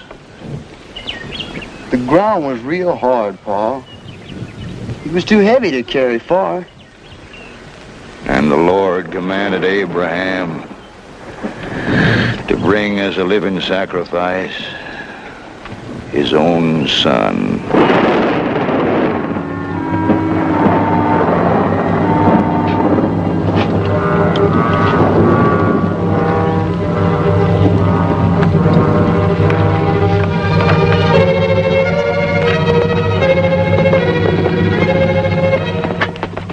Couldn't be too sure, but I guessed it had about a 12-mile start. If I was going to catch up by nightfall, I'd have to take a chance and try shortcuts. That wagon would have to stick to the low ground between the ridges. Scar and I could cross them.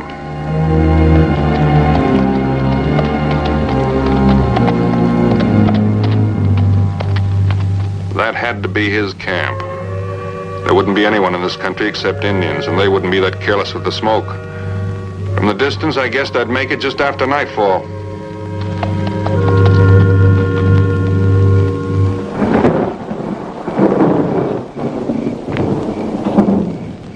We will now have our lesson for the evening. The Lord thy God is a jealous God. He shall put an enmity between thee and woman. He shall multiply thy sorrow. Cursed is the ground for his sake. In sorrow shalt thou eat of it all the days of thy life. God knows the wickedness of man, and that the thoughts of his heart are only evil. He will bruise thy head. I could have sworn I heard something that sounded like preaching.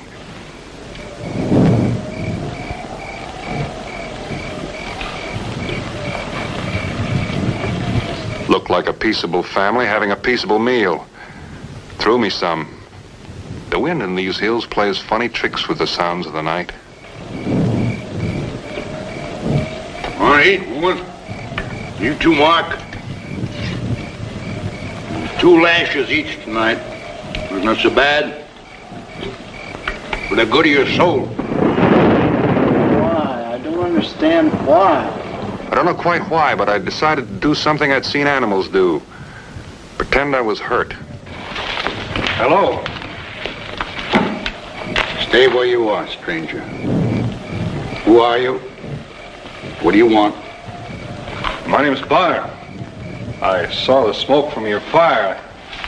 Thought I'd find some company. My horse threw me this morning. Don't mean to intrude, but if you'd let me use your fire, I could heat up some food.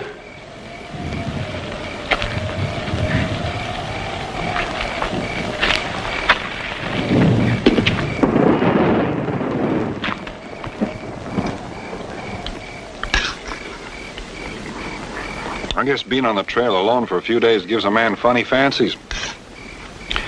I could have sworn I heard something that sounded like preaching when I was coming up the valley down there. That was my voice. I carry the word of God. Oh. Well, I'm not going out of my head anyway. Sure didn't figure to run into a preacher on the trail. I'm not a preacher.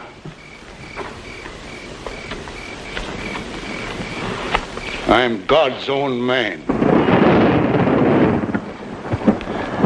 Yeah. Well, it didn't sound exactly like regular preaching. Of course, you couldn't tell by me. It's been a long time since I was in church. I, too, was a lost soul. I, my family, until the word come to me. When was this? It was during the war, in which we killed and were killed. It was Antietam, Chickamauga, Gettysburg. It was when the ground was soaked with blood. It was when the hounds of heaven was let loose. It was then that God told me I was his man. And I was to be the instrument of his vengeance and his pain. We were all born in sin. We die in sin. And the only trial of man is pain. More pain. Sounds right interesting. Though I don't recall the Bible saying it just that way. Didn't I tell you I was God's own man? I am above the Bible.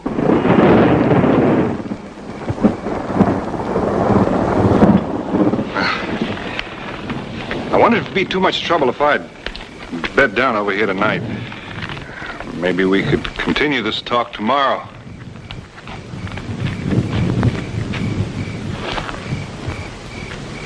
Yeah, I'd say that was all right. Much obliged. I'll just bed down over here in the trees. Firelight keeps me awake. Good night.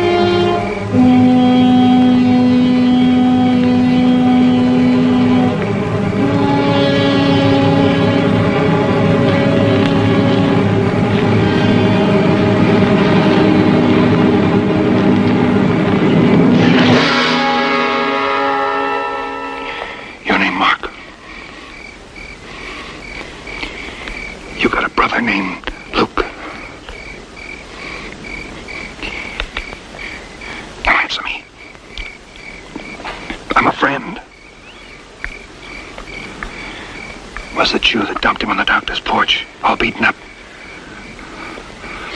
Answer me. Then it must have been you that buried the log.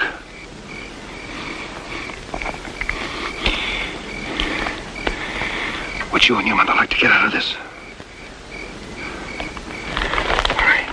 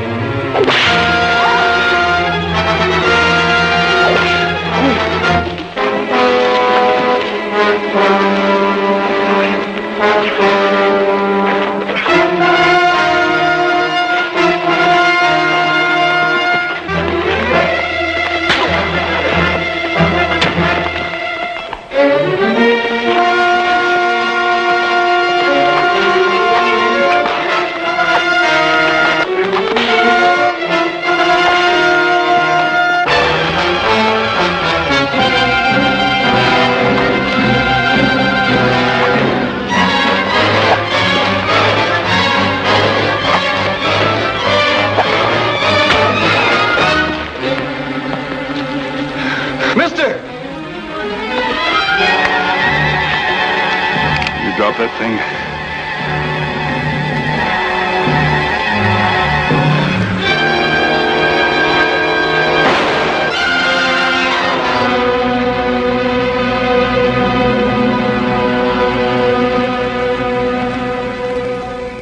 I am the Lord God Jehovah. I am...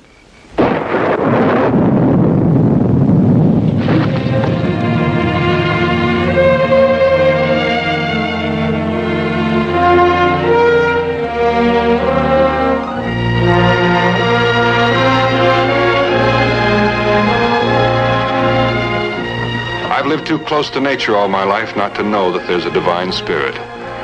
And I've never seen in nature the cruelty and madness that sometimes comes out in man himself.